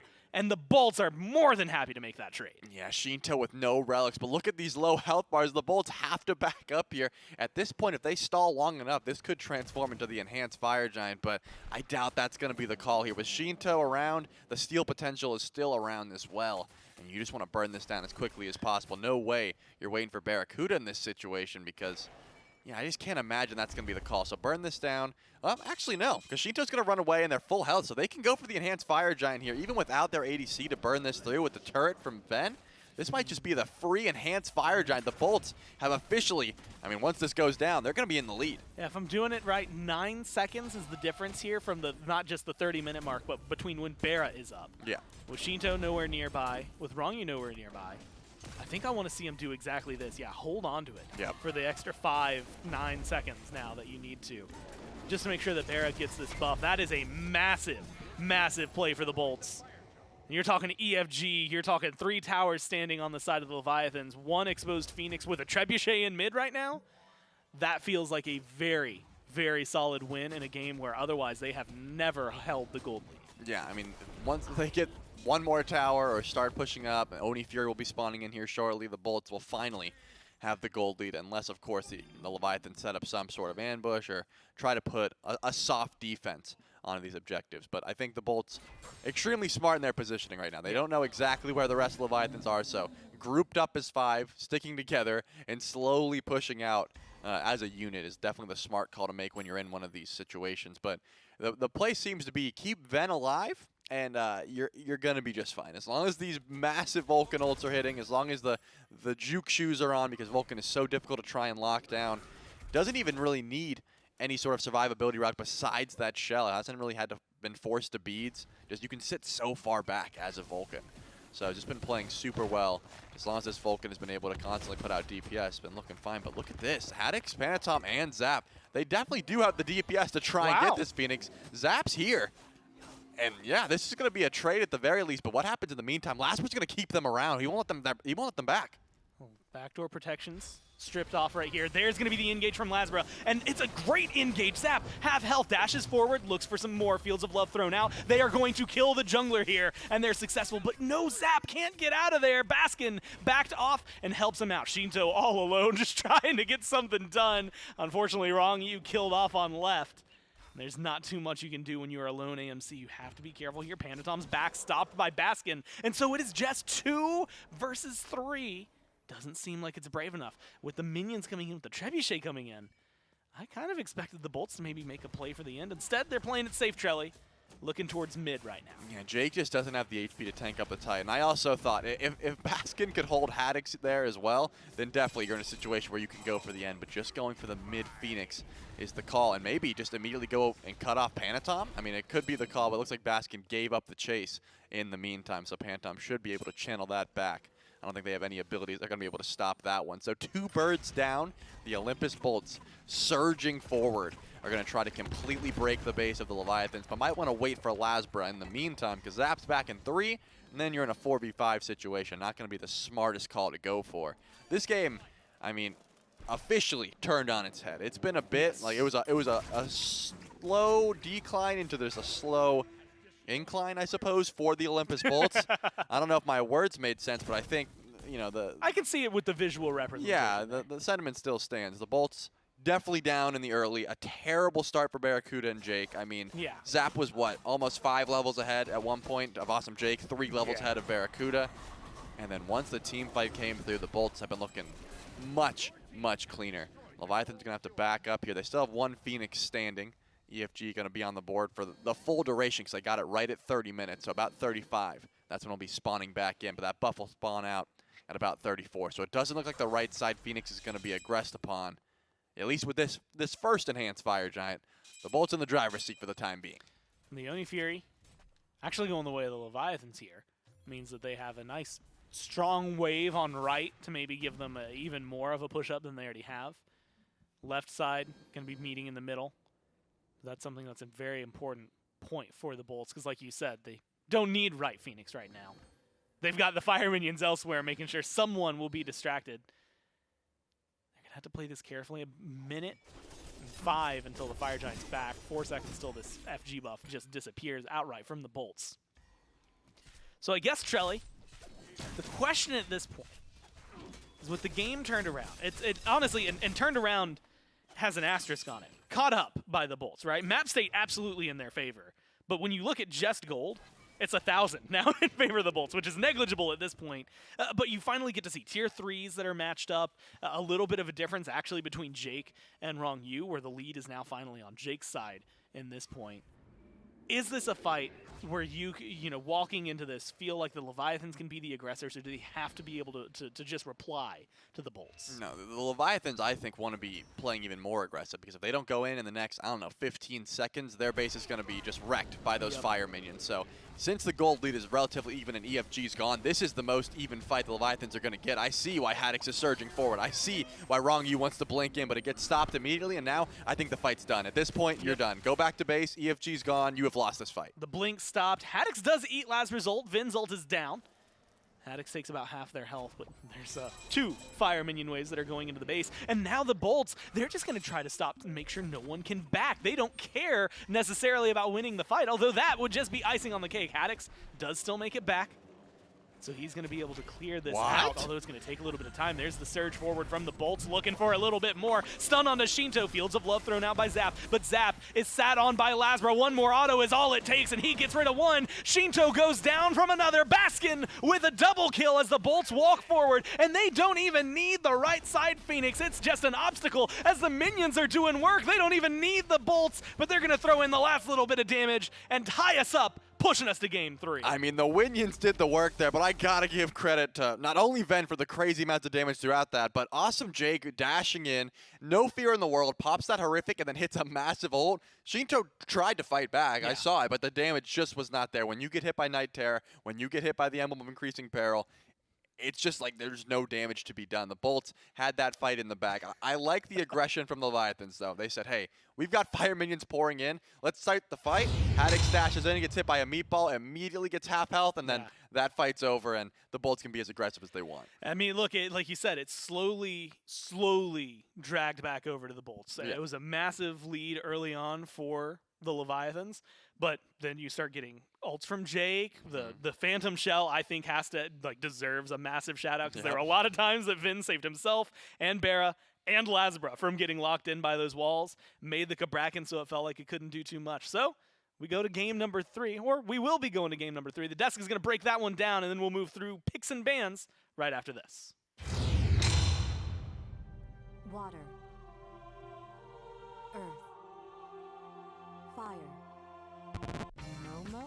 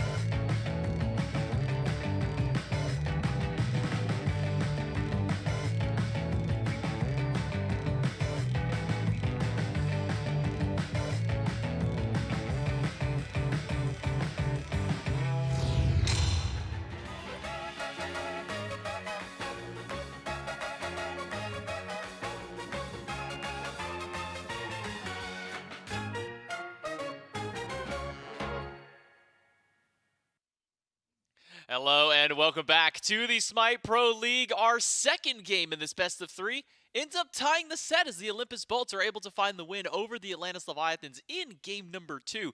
And it started off what seemed so well, at least for the Leviathans, putting Barracuda behind, putting Jake behind.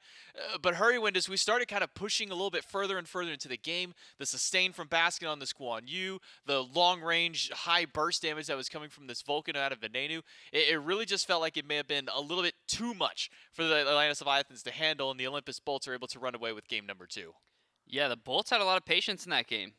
They played back towards their Guan Yu heals. They played back towards their Vulcan damage. They let Jake get those initiations when they were ready for them. A new Bolts, I'd say, we saw in this last game. A good evolution for them to be able to play that playstyle and play it against a team like the Leviathans, no less. So I think they really showed some progression, at least in this set, and hopefully as a team going on in the future. This Vulcan, though, was really the key point, I think. I'm starting to think this pick shouldn't be allowed for anybody. Yeah. This thing was deadly, the Yeah. amount of damage he was putting out. 100%. I think with game number 1 out of Shinto and now game 2 for Venenu just showing not only the damage output that it has, but the control that you have with the Magma Bomb, the zone that you can put out when you drop the turret down as well, and just how hard that ultimate hits. No matter if it's close range, max range, no matter what it is, it really just does feel like Vulcan is becoming this oppressive pick in the mid lane that can slot for just about any team. So as we kind of start moving towards this third game, game number 1, it was a Cabrakan first pick for the Leviathans, worked out well with the rest of their comp. This time it was another Cabrakan first pick, but the Olympus Bolts, they made their adaptations through. Do you think that Vulcan maybe should be something that is higher prioritized for the Leviathans, or maybe just not as high a priority for the Cabrakan? I think there's a solid chance that if the teams stick to their same bans from the previous 2 games, that we'll see a Vulcan first pick instead of a Cabrakan first pick. That's my guess, just based on how it's been performing in these games, both for Shinto and now for Venenu. It just looks unstoppable. If they can survive to like 20 minutes or so, the Vulcan seems to be carrying these like game fights pretty hard. And they have a Guan Yu on their team last game too. And I obviously don't want to push him by the wayside because that pick is incredibly strong in late game too. But the Vulcan's it's just shining. I mean, he does 30k damage last game, especially with not the best early game going on for his team. It's just impressive, and it just goes to show like how much this character is doing in these late game team fights.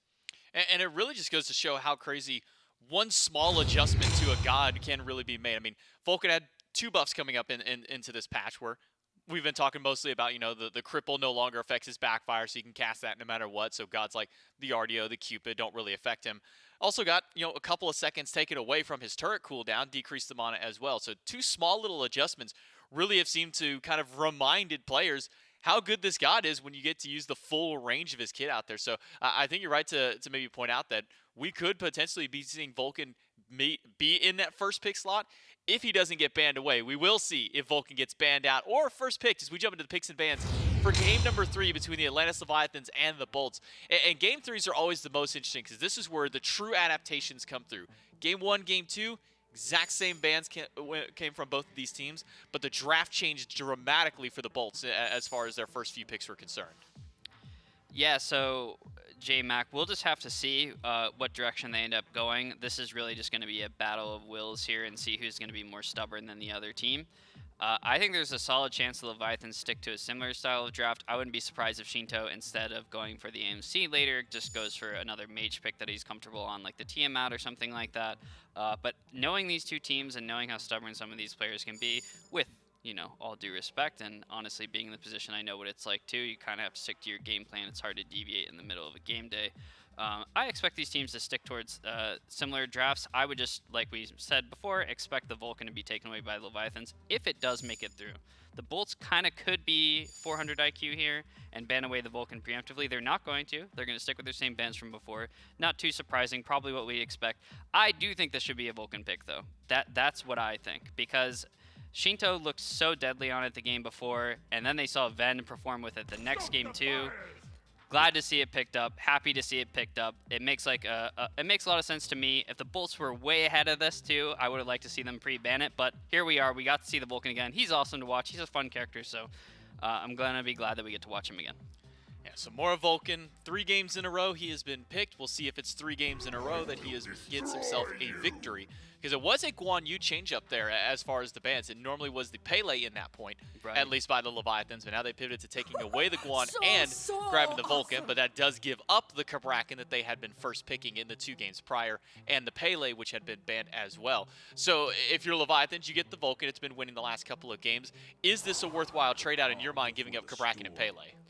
I think it's going to just put the bolts to the test. We're going to see if they can play these picks as well as everyone's anticipating them to play them. We're going to see if the Pele was something that deserved a ban. Historically, it does deserve a ban when you're talking about Lazra, but we'll see if that happens to be the case here. We're going to see the Leviathans go ahead and pick up an early Susano. I guess Panatum did not like being target banned either. He's going to take his pick early on in the draft too. And then we go for a Kepri, who's been kind of just forgotten about, I suppose, in some of these games. I suppose that is what Ronnie's going to go to after the Kabrakan, and if I'm the Leviathans, I'm not too upset about that. No, definitely not. Kepri's going to allow this Susano and allow Panatom to be able to make these very aggressive tower dives, or maybe create anti-tower dive whenever it comes to Pele. I mean, we saw what at least Scream did yesterday with the Dragons. I mean, level 6 was diving in tier 1 towers to go for early first bloods out there, so we'll allow it as long as this Kepri does have ultimate at that point. Maybe dissuade Lazra a little bit and slow down the pacing of the Olympus Bolts. One more pick before we jump into the second wave of bans. With the junglers already knocked out, I mean, that was all the bans last time. I mean, we had 8 assassin bans in game number 2. But now let's see some kind of some adjustments out here. Ardio notably still available. You think maybe we'll see that one banned away, kind of force Haddix onto something new for the Leviathans?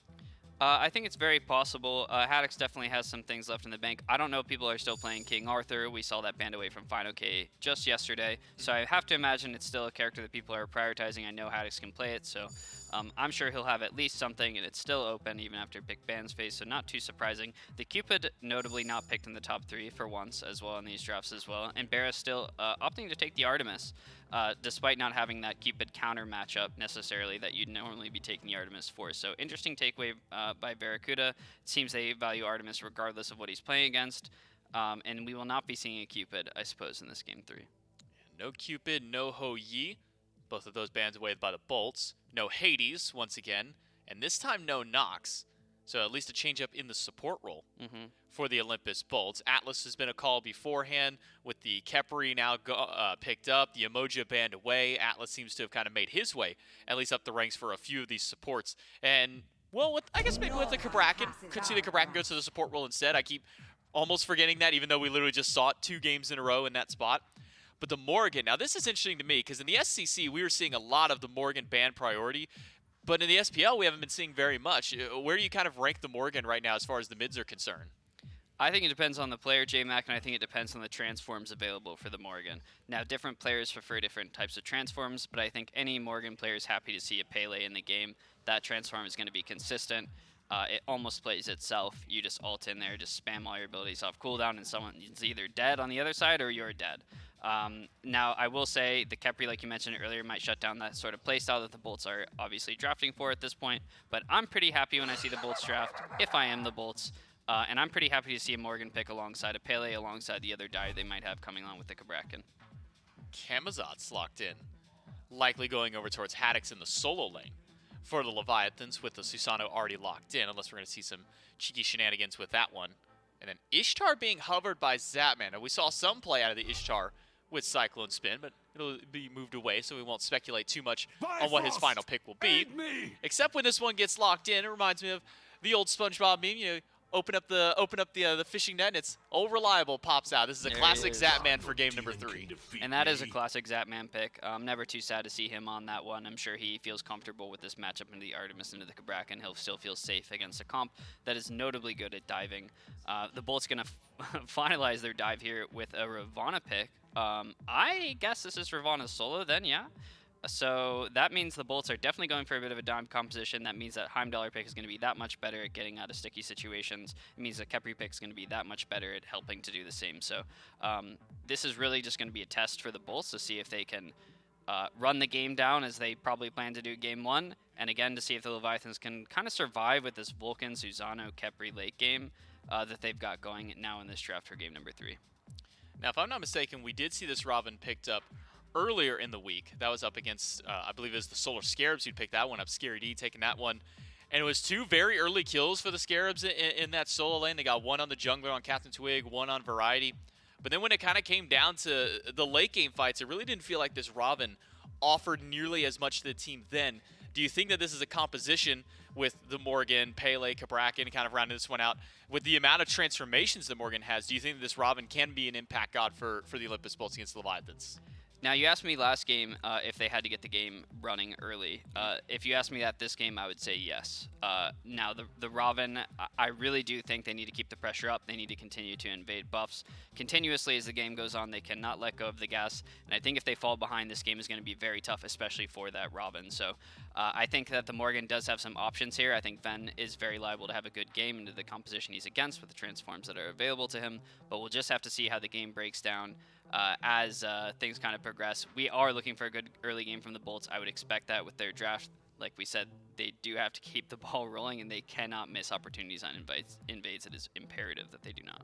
Yeah, quite a few picks for Veneta to transform into. Just from his team, you have the Robin, you have the Pele, and then you look across the board, and man, Susano, Camazotz, those also look like some pretty appetizing transformations. So for Venenu, kind of a pick of the litter when it comes to some of these team fights out there. But as you say, the Olympus Bolts definitely need to get it rolling a little bit earlier. In which of these lanes do you think the Olympus Bolts needs to keep that pressure up so that they can make an easy transition towards the mid and late game? Yeah, I think they have a lot of options.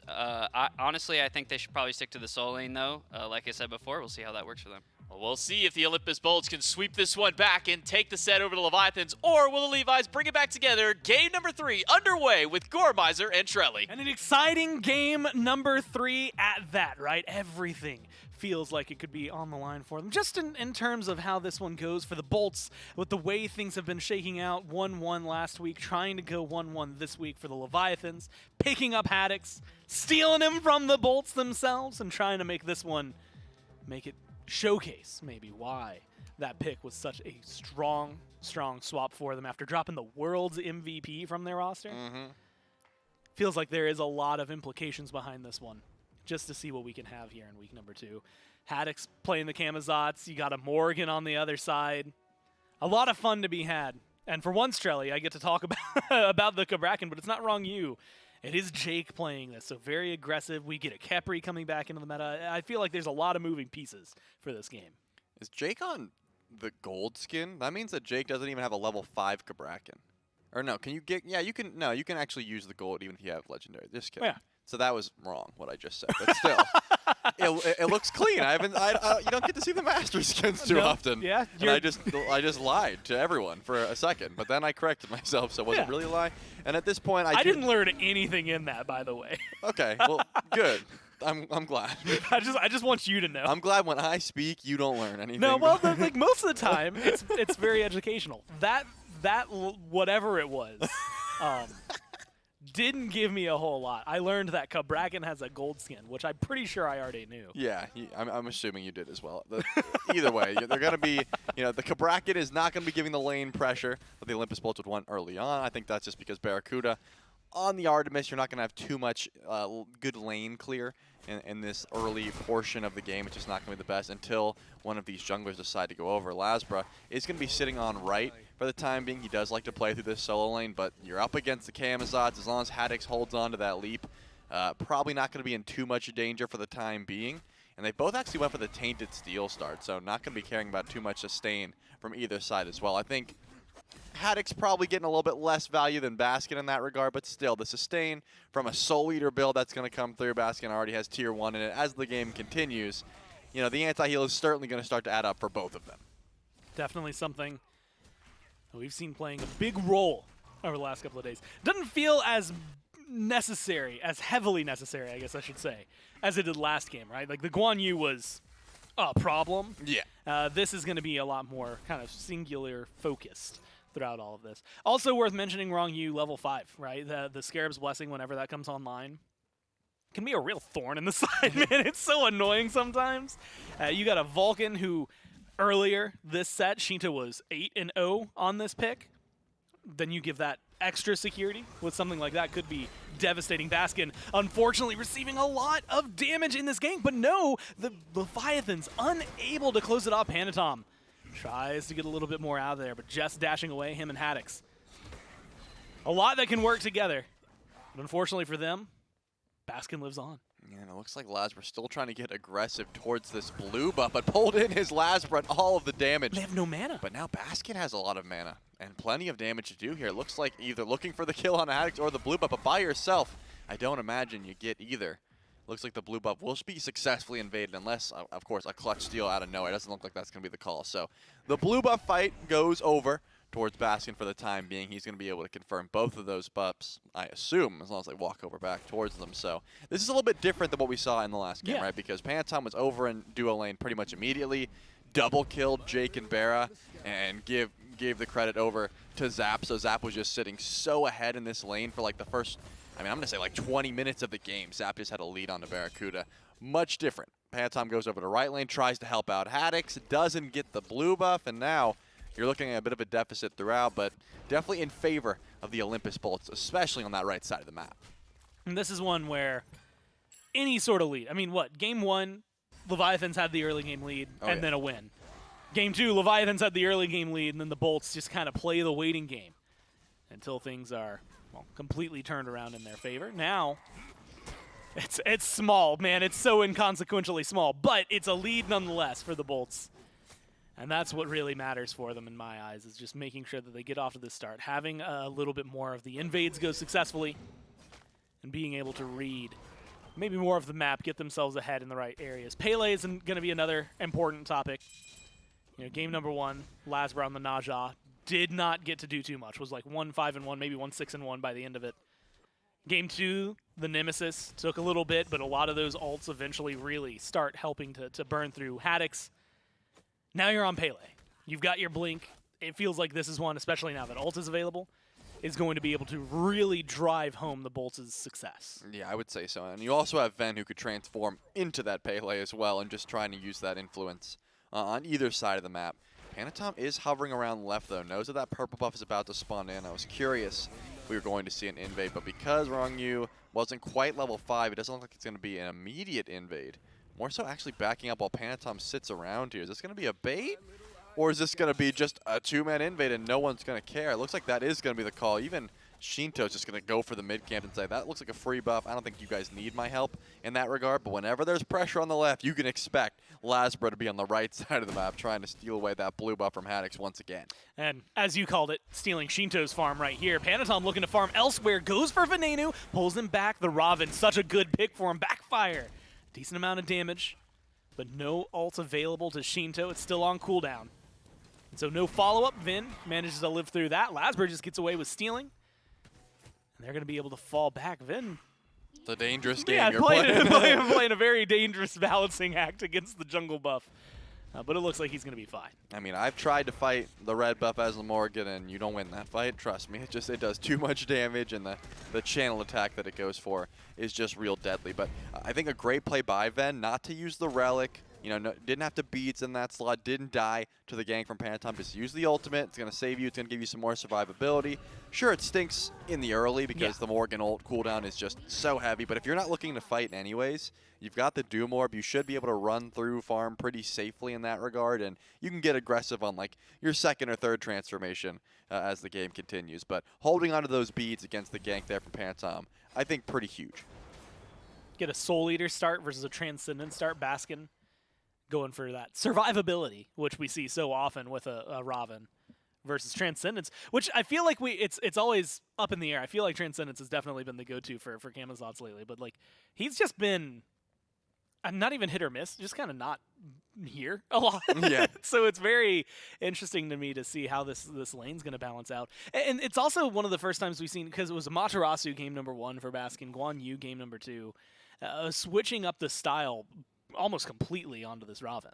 Yeah, and he also, like, he's got the Thor on his back. For example, Panatom taking a lot of damage. Scarab's Blessing is going to be good in taking him out. I was going to see if Ven was going to be able to track that one down, but great res there by Rongyu to make sure to keep Panatom alive. Doesn't have the beat, so anytime some lockdown like that happens, definitely expect some damage to be coming Panatom's way or a kill. Good thing the support was on this side of the map, but I think Baskin just brings such a diverse play style on all of his different characters, right? Because when we first saw him, it was the King Arthur and then into a Thor, just a completely different play style from both of those characters. The Guan Yu is going to be the case, but then Ama. So many different looks, and I think that's something you would like in Assault Laner, right? Just be able to bring every different style. You got to keep you guessing throughout the game. Hey, can we play through you to carry? But also, you could be this support style of solo that heals us up and keeps us topped off, that sort of thing. Always nice to see. Lasbra on the left-hand side of the map. Zapman going to send him through the realms. That's going to give him some protection. Has to use the beads to disengage. Tusky was dropped. The stun was there. Barra has no mana to work with, has the autos, and a lot of backup to make something happen. Wrong you caught out, surrounded by 4. Dash away to his team. There's going to be the Trimmers, slowing people down. Panatom gets a little bit of the swivel, but not enough, and no res this time. An easy kill for Venenu. I cannot believe that Jake didn't send out the walls there, but it looks like didn't really matter because Ven was able to pick up the kill on the Panatom, and that's going to be first blood over to the Bolts. Considering how much fighting we've seen thus far, I'm surprised that was first blood, but it actually was. That was the first kill of the game. There was a lot of bloodshed, but no real kill until just now. Immediately, right after that kill, Rongyu upgrades to the full Phantom Shell. So not going to let the walls from Awesome He goes, Jake. no, not again. Yeah, we're done with that. No one's getting caught out this game. I know how much I was catching people out on the Kabrakan last game, and immediately I'm going to make sure that Phantom Shell comes through. But Haddix should be losing this boxing trade for some time because that's a fully stacked Soul Eater. Haddix has 25 stacks on that Transcendence. It's just the damage numbers are incomparable at the moment. When you're Assassin v Assassin, the one with the fully stacked Soul Eater is going to have a better time early on. I did want to ask you about another stacking item, but actually it's Barra who has caught my attention here. Maybe I missed it last game when he was playing it. Did he go for the Devos Gauntlet set? So I harped on it last time I casted the Bolts. Barra, when he comes in on content day, says that he just likes Devos. Even if it's like worse, he just likes it. So I wouldn't think too much into it. That's a very Barra he just likes Devos, so he's going to continue building it, even though it may put him at a disadvantage. I could literally hear the interview. So Barra, like, why are you buying this? He goes, I don't know, man. I just like it. He just said, I'm tired of Transcendence and Crusher. I like Devos. And I was like, okay. And so we're going to continue to see it. Don't try to make sense of it. The man just likes Devos. That's what I've learned, and I'm not going to question it at all. Got it. So you know what? I'm just going to ignore that line for a little while. I'll move my eyes back up. It's so interesting to see the difference in play and the difference in builds between these teams. But right now, it's a good first blood. Nice little lead, almost 1,000 for the Bolts. 10 minutes in, Pyromancer's going to be spawning here. Normally, it was like the MO of the Bolts, that around 10:30, they were just going to go for it because it was a much easier objective to try and pull, much less, like, worse off for you if you lose it. Right now, I see a lot of Leviathans on that side of the map. Doesn't seem like anybody's going to pull it. Vin instead transforming into the Pele, throws out the ult, but then gets knocked up. Nice follow-up from Shinto. Not a lot of damage, though. Vin, half health. Unless you have a very, very speedy Khepri, Vin should be out of here. I do like that play from Ven. It didn't work out, of course, because Shinto is just nuts and is going to juke your ult and then knock you up and not care about that. Wrong. You, however, is going to be in some trouble. Yeah, pulls the Scarab way out of position. It's so easy. Has to use the ult on himself, gives him some move speed, gets him on out of there. Keeps him alive and keeps the Bolts from pulling a second kill in their favor. Yeah, at least the Scarab's Blessing does go down, so it's not a complete wash at that point. And also, Panatom dropped the Typhoon. But if Ven's able to connect that knockup, you're probably getting the beads down from Shinto. Not a lot of movement on the Vulcan after backfire's down, so it's definitely a decent shot. The second backfire goes down and you have a mark. You're in position to 100-0. It's just you got to land those abilities. And again, Shinto's not going to let it happen for free, so going to be a bit of a wasted ultimate there. At the very least, Wrong, you made the rotation over and you get Scarab's Blessing down. I would be surprised if we see the Bolts get aggressive off that. Like, they do have a fair bit of damage, but trying to pull Pyromancer when Ven's ult down, not going to be the best call. Shinto's Earthbreaker is certainly going to be coming back up shortly, and that's not something you want to try and contest into on this Pyromancer, because you can be in mid lane and pretty much hit that Pyromancer. It's got quite the long range. Yeah, you got to be very careful with your engage. I guess Jake is who I'll call out on this one. Just barely off the mark with the stun. Maybe it could have evolved into something, maybe it wouldn't have. Either way, they are picking up themselves a nice Greater Scorpion. Immediate pull onto the Pyromancer. Lasbra has a sentry there, so they know they have vision control. Panatom, though, walking over. Standing, dancing on a ward right now. But that is going to give the vision over towards the Bolts. Make sure they know Pyromancer's not just going to go down for free. And this feels like a continuation. I mean, we were talking a little bit about ward control. This feels like another version of that, right? It's not the fire giant that's on the line, but seeing the counter wards that are coming out from these teams, a lot of heavy focus on the right-hand side of the map. That first objective really does mean a lot.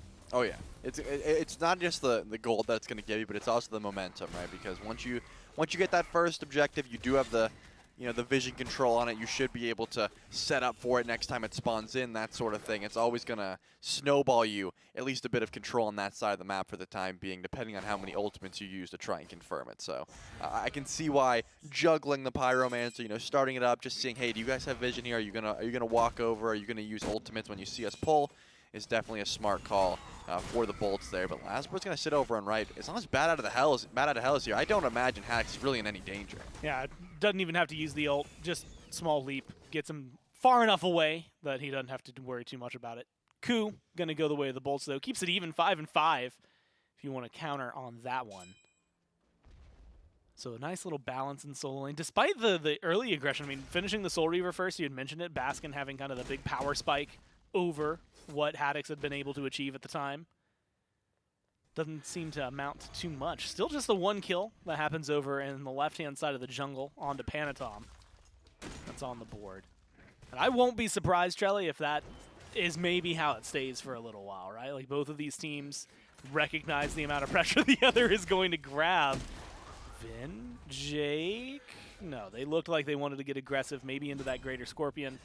They know a little better than to just fight into it. Yeah, I mean, again, I think that the bolts are in the position to try and make these pulls, but they don't really have the comp to do so. I think the Leviathans would much rather drop Shinto's turret and just pull Pyromancer. It's going to be done much faster, assuming that the ADCs don't rotate over. Sometimes that'll happen, though. Sometimes we'll see Baron and Zap start to mosey their way on over to the Pyromancer, pull, and then go back to lane. Just not the case at the moment, especially because Bear went for this build. I think sitting under tower, not really wanting to trade with the fully stacked Transcendence, already upgraded immediately to the Furious Executioner. Yeah, I was going to ask you about that. A lot of extra gold being spent for Barra. That just tells me, hey, I'm not fighting for a while. I'm going for late game. It is going to give me some crazy damage and a crazy shred, but you don't want to fight like Zap should be finning Kinsu's. Once that gets finished, there's no way you're trading into that. Yeah, had to be careful. It is nice to see, though. You look down, Para is on level with Zapman as opposed to behind. Well, then, of course, Zap tips over to 15. It's not as egregious as it was in game number 2, though, right? 3 levels. That Zap was just standing above Bara for a majority of that game. Feels like it's got to be nice. Even like you said, if you're just planning on sitting back and hanging out, it's got to be nice knowing that Zap's not just constantly on cooldown, on your purple buff, looking for aggression, trying to find a way to kill you. So it gives you a little bit of levity in the lane. Maybe waiting around to see where Lasber will come over.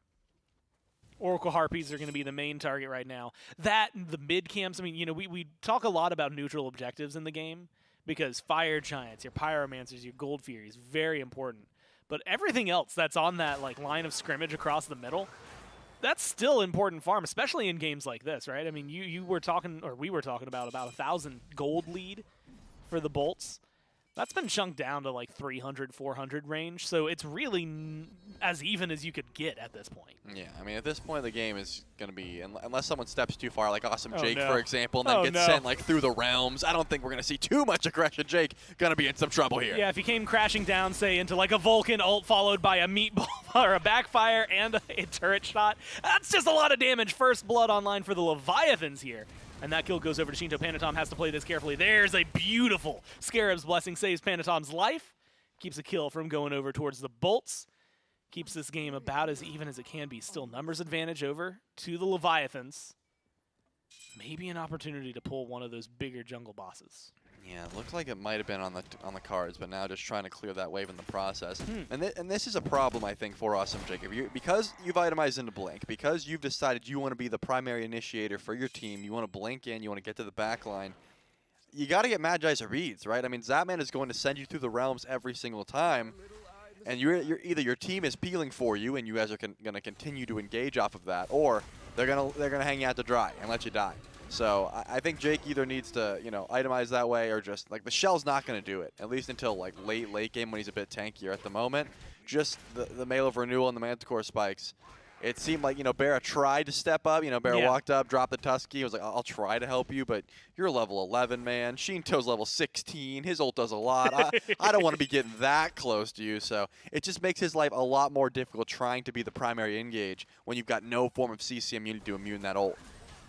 Well, good call by the Bolts while all that was going on. Grabbed themselves the Pyromancer, their own Greater Scorpion. Still keeps the lead less than 1,000 between the two of these. Close to 900, almost burgeoning over that mark. But we're getting to the 18-minute mark, Shelly. Like, 1,000 gold means nothing to me, and I don't think to them. So we're really starting to harp on Gold Furies, really starting to look for kills, how these fights are going to break down. Baskin, we've seen what a late-game Raven can be like. Virtually unkillable. I mean, look at that health bar already. That's 3 items, by the way. That plus, like, the mitigations. I mean, Oh my gosh. I look at the feel like shield. he is going to be virtually impossible to kill in a lot of these engagements. I mean, that was 3 abilities from Haddix, not all of them landing, but still, the shield didn't even get touched. That's sort of what you're going to be expecting as the brawl continues between, just Baskin in the backline against anyone. I will say, the way he's itemized, Shinto will certainly be chunking. I mean, the Soul Reaver is completed. That's pretty much just HP and sustain on Baskin's build, whereas, got some percentage pen in the Warlocks, has the Soul Reaver to chunk through that HP and the Divine to try and deal with some of that healing.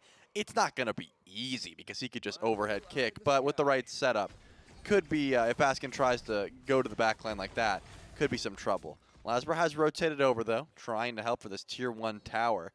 Again, until the Soul Laners make their presence on the left, I don't imagine we're seeing the Gold Fury juggled anytime soon. Pyromancer came and went, but it's just still farm game here. Well, Kamazot's currently Haddix walking through the left-hand side of the jungle.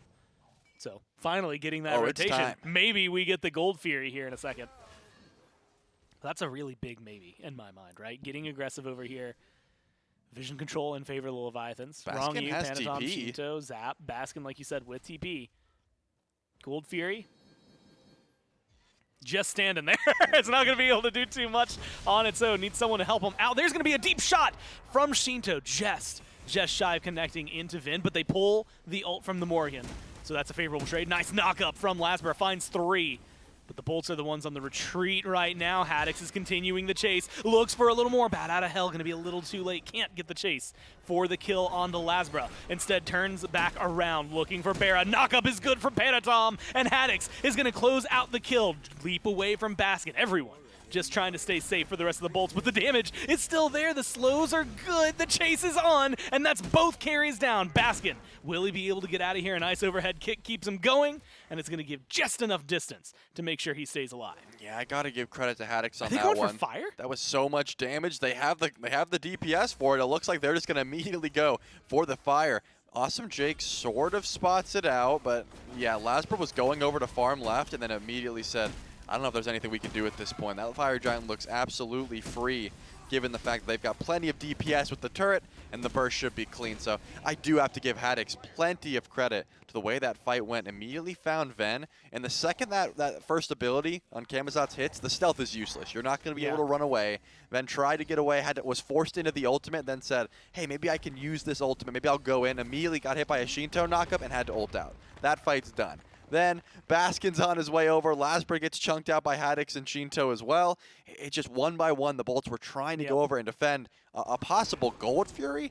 The Gold Fury is still up. They didn't care about the Gold Fury anymore. Fire Giant ends up getting down, and that's the unfortunate thing about the Morgan. If you're not making use out of every single transformation, the fight after does not look too easy until late game when you can actually one-shot. So now it's time for the Leviathans to probably get that Gold Fury that we were talking about earlier, and then start looking at these towers. Everyone still stands, except for the Tier 1 over and right. Well, and that's the awkward thing about going into a fight like that, right? The pace of this game, if it's 1-1, 19 and a half, 20 minutes in, any one of those fights all of a sudden becomes a very important fight. Oh, yeah. And like you had just said, every tower is still standing prior to that engagement. After that engagement, it's a Fire Giant, it's a Gold Fury, it's the Tier 1 and right that the Leviathans have picked up since then, and now surging forward maybe on left. Panatom has to be careful on right, though. Just chunked down, can't do too much. That knockup is nice, but there's no one there to capitalize on it. Lasbra's going to be able to stay just fine. The rest of the team's going for the towers, going for the gold. Haddix is in mid. That might end up resulting in something, but they pull the bolts back. And it's a small win for the bolts, getting rid of an FG buff and a tower while they're at it. Yeah, that's just unfortunate for Panatom because we saw Panatom had no idea that Baskin was on the way over, assumed that Lasber was just split pushing, trying to get some last-minute farm before the actual Phoenix Siege begun, and just sat around the corner, immediately used the split stream and try and get aggressive, try to take that 1v1 fight versus a Pele. And then, like, oh, by the way, Baskin's here too. My big brother is here. Like, he's just gonna beat you up if you try and bully me on the playground. So Panatom immediately goes down, loses the Fire Giant buff, and all tier 2 towers will stand tall for the Bullets, at least for the time being. Pyromancer, however, is pulled, but take a look at where the Bullets are. They're ready to try and defend this. Yeah, they see this one. Good chunky damage from Zapman going back and Jake. forth. Bolts have control of it. Leviathans secure the Pyromancer. That's the engage. Zap gets out of there as fast as he can. Wrong Yu pops the Phantom Shell. Maybe trying to get a little more aggressive. Grabs Jake, pulls him right back in. Haddix has joined the fray. Shinto is here for some burst off the mark with the damage. So it's going to be the Bolts running away. Attempted steal. Not much they can do about it. 1:15 left on the power play. Not a lot of towers that have fallen. I mean, all 12 were up before that FG was taken. And now we're talking 8 that are still standing across the map. 3 tier 2s on the side of the Bolts. They're the last ones. But this doesn't feel like it's going to be an overwhelming push from the Leviathans. Yeah, they got about 50 seconds left, so it doesn't even seem like they want to touch the tier 2 towers at this point. If they're pushing up that far, it's fair to say the Fire Giant buff will just wear off in the middle of the siege. But finally some grouping on the left side of the map. But the Bolts are poised and ready to try and defend this. It's just Barra right now. He seems lonely, but don't worry, the rest of the team is around.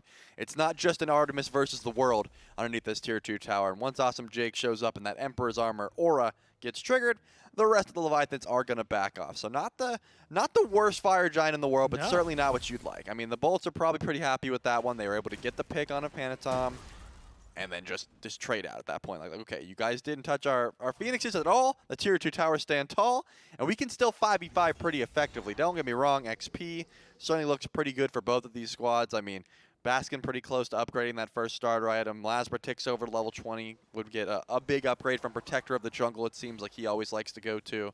And especially because you have to fight at this Fire Giant, definitely going to be getting the full benefit of that upgrade when it does come through. But the Leviathans are smart, already have their vision locked and loaded. They're getting ready to set up for this next iteration of the Fire Giant spawn. And they just want to pull this and then begin sieging once again. You talked about secure. It's always interesting when there's a Morrigan in the game, because technically the Bolts have the same secure, but also worse secure than the Leviathans. It just depends on how it gets used. Well, we end up seeing 30 seconds till the FG is back on the map. So the Leviathans back, spend the last bit of gold. You had mentioned upgrades. We got a lot of upgraded starters. Everybody except for Panatom on that list for the Leviathans.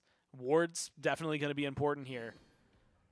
Shelly, this one has a lot of weight behind it. I mean, 4,000 gold is nice, but it is nothing that is going to end this game on its own. Yeah, I think that the way this fight goes entirely depends on how, Haddix is going to position, because again, if he gets the Ven first, if he forces out that ult and makes Ven ult defensively, that shuts down a lot of what the Olympus Bolts are going to do. And it's not just Haddix who can see through the stealth. Of course, that man can just throw the one in the air. Once that sword's up, Ven's stealth is going to mean absolutely nothing.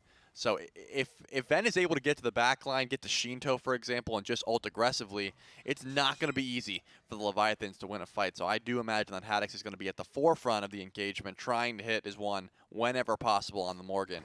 Just make sure that that presence is always known by the team. Make sure that you can't go to the back line and just be as disruptive as this pick allows. And if that's the case, then Shinto should just have uncontested confirm for that Fire Giant. But Oni Fury is spawning in here shortly as well. And it doesn't look like anyone's in too much of a hurry to make a pull onto the Fire Giant. We see a lot of, dancing around, throwing out abilities over walls, stuff like that, but no one getting too aggressive just yet. Zap using that extended vision at this point just to make sure that nobody's going to be on there. The Bolts, swapping back and forth with the ward control. Only one in the inventory on the Leviathans right now, Shinto. This could be risky. Oni Fury started up by the Leviathans. It's Haddix and Panatom alone. You have to keep your eyes on the right side of the minimap just in case. Oni Furies should be free. They're just going to secure that one. That'll give them a nice benefit to every single lane.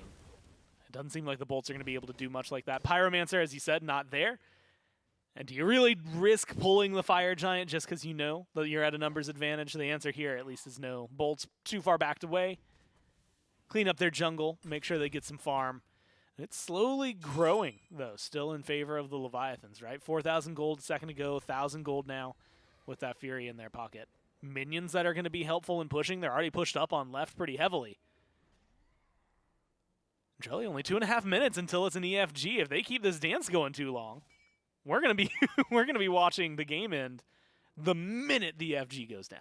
Yeah, at the moment it's a bit of a waltz, I guess. What's a fast dance? I would like to see some Salsa? salsa. Yeah, if we could see some salsa, that could definitely be the play. I'm glad that for some reason I could not tell you what the salsa looks like, but if we both hear fast dance, salsa is what comes to mind. Yeah, and then the cha-cha. You know, there's a few of different fast dances that could come to mind, but at the moment it's just going to be a pyromancer, so still quite slow in the making. It doesn't seem like the Bolts want to be the aggressors, which doesn't shock me at the moment given the deficit that they're into, the fact that no relics are down at the moment except for, I guess, wrong use Bracer, which essentially is a ward with some greater power at this point. But finally, the Fire Giant is going to get pulled. I still have my eyes on Haddix, though. Where is he going to go? Is he going to be able to find out where Ven is?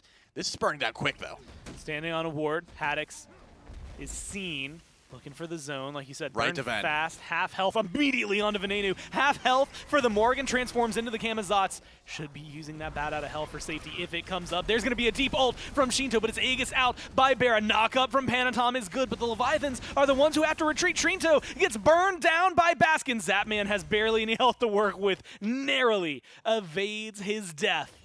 The Bolts get one. Haddix is still looking for a little bit more. A lot of low health bars, but he is alone. He's isolated, has no help. Panatom comes in for the save, but hasn't been able to find the kill. No! Panatom goes in and just dies. Three-man sweep in favor of the Bolts despite the low health bars, and they turn this game back in their favor. Yeah, it was a great timed Aegis by Barracuda. I really thought Shinto's ult might have been able to put him in the dirt, but once that went through, the survivability of the Olympus Bolts team really came through. It didn't seem like Panatom could get to the back line and really disrupt anyone. It was just Haddix solo diving, and because wrong use on Kepri, there's no support diving the back line with you. You're essentially by yourself. Yeah. He stood back and res Shinto, but it didn't matter. After both relics were down, the Bolts were able to just follow around wrong you and say, hey, we know exactly where you're going to be revived at, and you have not gone too far. Like, you were not able to zoom out there. So finally, the Fire, they're going to stall this one out for EFG. You were right. I was gonna ask if that was gonna be the play for him. Is do you just wait the extra 15 seconds? Is Zap going to go up for the cheeky steal before 30 seconds? I was going to say, this is going to be a really rough call if he does go for it, but it looks like he was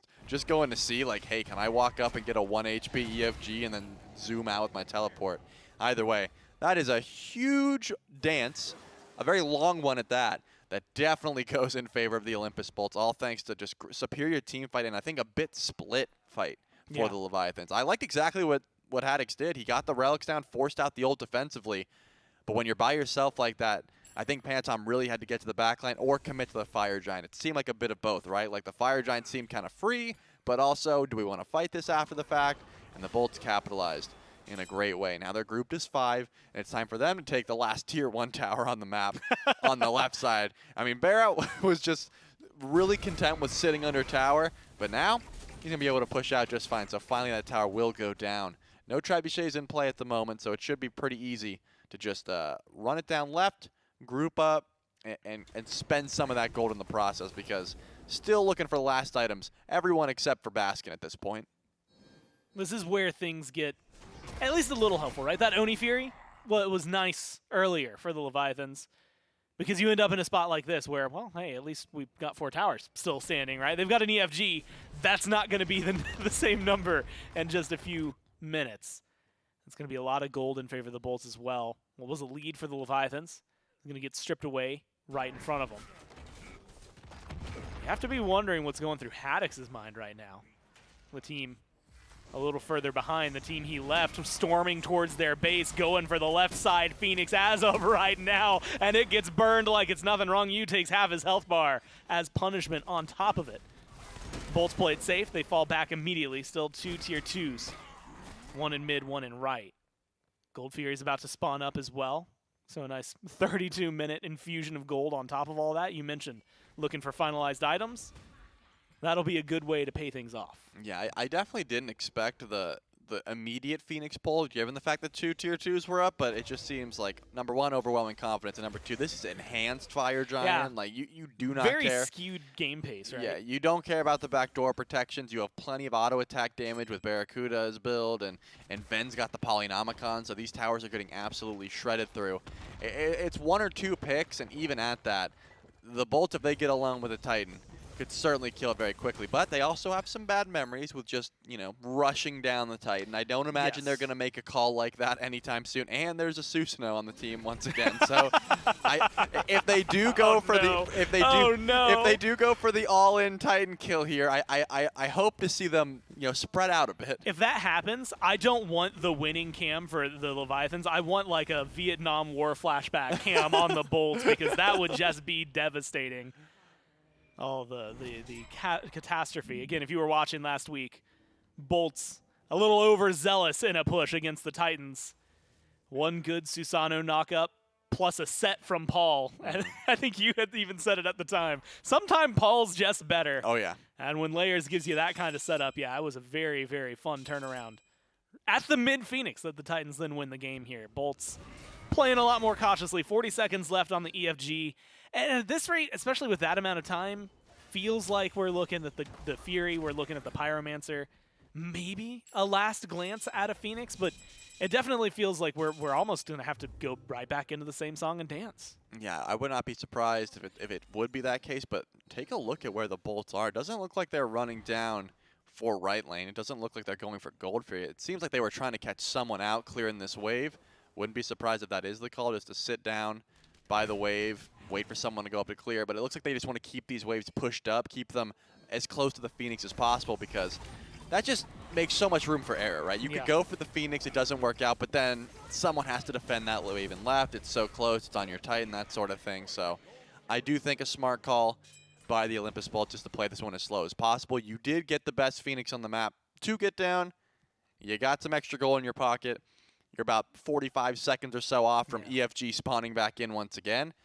If you can recreate the events that just occurred at the previous EFG, you should be able to open shut this game. But the Leviathan's an ever-learning team. I don't imagine they're going to group the same way. I don't imagine that they're going to either half commit to the Fire Giant, half commit to the fight. It's going to be an all-or-nothing situation, and the gold is certainly not out of pocket. I mean, 3,000 at this point in the game is pretty much nothing. Especially when it's, everybody but the supports that have the lockdown or the final item. Panatom almost locked down. That's an ult down for Jake that the Leviathans now just don't have to worry about. That shell can be used for shell purposes, not get me through this wall purposes. You're still going to lose the Pyromancer. But like you said, I mean, you're looking at the late game builds. We've got Obshard, you've got the Silver Brand, the Heartseeker, the Crusher. Everybody's kind of caught up in that regard. A lot of relics are upgraded. You're still missing some of those if you're the Leviathan, so that's where a lot of that gold is being felt. Maybe that's going to matter for this fight. Blink just used by Baskin, now used by Panatom, goes immediately for Veneno and just takes him off the map, but trades his own life. What a save from Rongyu. A great shot from Shinto forces the Bolts to fall back. Now Jake is separate while the team is getting chased down. Haddix finds one. Lasbra is trying to fight back, but with Bat out of hell here, the Pele doesn't have a lot of wiggle room. Chase down from Haddix gets him a double kill. It's 4 down for the Bolts, and the Leviathans, with this advantage, turn to the mid lane, run down the tower with their minions, and are looking to close out this set. I mean, that was just a great play by Panatom. You know, I was calling for Haddix to go just bully Ven, but turns out Panatom can do it just fine as well. Beautiful blink. The relics are not going to save you there, and then the perfect res by Rongyu to make sure that no casualties go through. Baskin versus 5, and he's probably going to be deleted pretty quick here when the Titan Room and the Leviathans are going to take this one. I mean, just a clean fight. Great engage from Panatom. Maybe a little shaky on the right. The engage from the Bolts looked like they wanted to fight in a specific manner. We heard some blinks, saw one from Baskin. Didn't find what they want. Jake's ult didn't find what they want. Yep. And if that kill onto Panatom happens, that does not change at the very end. Unfortunate for the Bolts for such a large lead to get turned around on them. Yeah, it seemed like, again, they got the Magi's bubble. That was pretty much it. If the lockdown, you know, when Kabrakan says no way out, it always makes me mad because there's a big way out. It's just the other way, you know? Like, it's not a full circle. It's a half circle. So there is a way out, and Phantom found it. He just went the other way. Didn't even have to beads, and then said, hey, I still have my blink. You want me to go kill Ven? They're like, yeah, if you do that, we'll probably win, and that's how it went. And sometimes it's just that easy, right? You mentioned someone needs to get back there, deal with Venenu specifically. We saw even the fight before the EFG. It was blink into the back. Hey, Vin, we got both his relics. We got his ult. That feels awesome. Didn't kill him then. This time they're finally able to get there, and that swings the fight in favor of the Leviathans. They win this one 2-1 despite a good look from the Bolts, but you don't got to take it from us. We'll go over to the desk, and they'll break it down. Leviathans take the third game right from under the noses of the Olympus Bolts. Just one bad fight at the very end. Sometimes that's all it takes when you get down to the depths of these 35 or 40-minute games. One little pick can be a deciding factor. I mean, we even saw it yesterday to the extremes with the Dragons where 2 picks at 22 minutes whenever you're able to push a Phoenix can even just be enough here. In the Atlantis Leviathans, they find the pick on Veneno that they've been waiting for. They bait out the ultimate from Awesome Jake in the team fight just before, and that gives the Atlantis Leviathans just enough of an edge to push out this fight. You know, J-Mac, that's why they call it a dance, because it really is a dance. You're moving your feet back and forth. Your positioning is very, very important. You take one step in the wrong direction, and the game can just be over. Ven just kind of steps a little bit out of position. Panatome sees that in, removes him from the map nice and quick, has the Kepriel to bail him out, and the fight's just over just like that. So sometimes that's just how she goes. Unfortunate as it may be, after a long, back and forth game like that, for it to end like that is always a little disappointing in a way, but that's Smite. That's how it goes sometimes. Yeah, I mean, it is unfortunate how it goes. I mean, it was dead even for pretty much the entirety of that game up until really that first Fire Giant kind of goes down, and the Bolts use that opportunity to take the towers off the map, take a left side Phoenix, and then they back away and they say, okay, we'll just wait for the next Fire Giant to come back up. We'll wait for the next enhanced Fire Giant, and we should be able to take the last 2 Phoenixes. Unfortunately, they didn't get the opportunity to fight for that last Fire Giant. Instead, as you say, it was a pick there onto Veneno by Panatome, able to get the kill there. And I don't want to say this is a curse for the Bolts, but maybe in these back against the wall situations, don't let the Susano through, because sometimes it seems it's become a major thorn in their side now. Hurry. Yeah, that's also just a Panatome comfort pick. You saw him pick it top 3 as well. He just said, I want my Susano. I will make it work. He had a couple fumbles here on earlier in the game, but ultimately, when it came time for his moment to shine, as per usual, Panatome showed us what he's made of and kind of made it look as strong as he thinks it is. Yeah, we're definitely seeing some mix-ups as far as the assassin pool is concerned in the jungle. We've seen some shake-ups to the mid lane, really all across the map. We're seeing all these new developments pop through with whatever items may be popping up into meta, whatever small little buffs would be coming which way or another for gods, but it is the Leviathans who come out at the end of the day, and kind of bringing this Khepri back, and we see just at least at the beginning of that highlight, makes you wonder where Khepri has been for the last couple of days. Makes you wonder why teams haven't been prioritizing this god. Yeah, sometimes what will happen, J-Mac, is everyone kind of gets lost in the plot throughout the week when it comes to scrims. Maybe they played Khepri a few games in a row and lost with it, and they just decide to scrap it for the week. They get pushed into a corner in the middle of this set at game 3, and they say, you know what, Kepri's still pretty good. Maybe we were wrong, let's pull it back out. And I think that's probably exactly what happened, and I think they were right to pull it back out. It looked very strong, it felt very oppressive, I think, for the Bolts to deal with in a couple different situations, so glad to see it come back out. Definitely a really potent pick, something that I would expect other pro teams to probably follow suit on.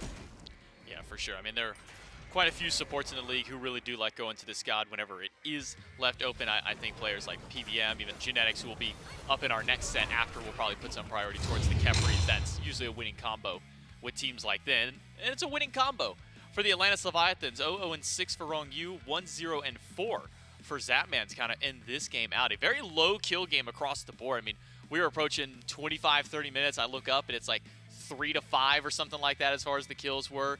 Really didn't see a whole lot of blood until the very end of the game, when it ends up being a deicide for the Leviathans after the team fight on the right-hand side and one more pick, at least onto Baskin at the end.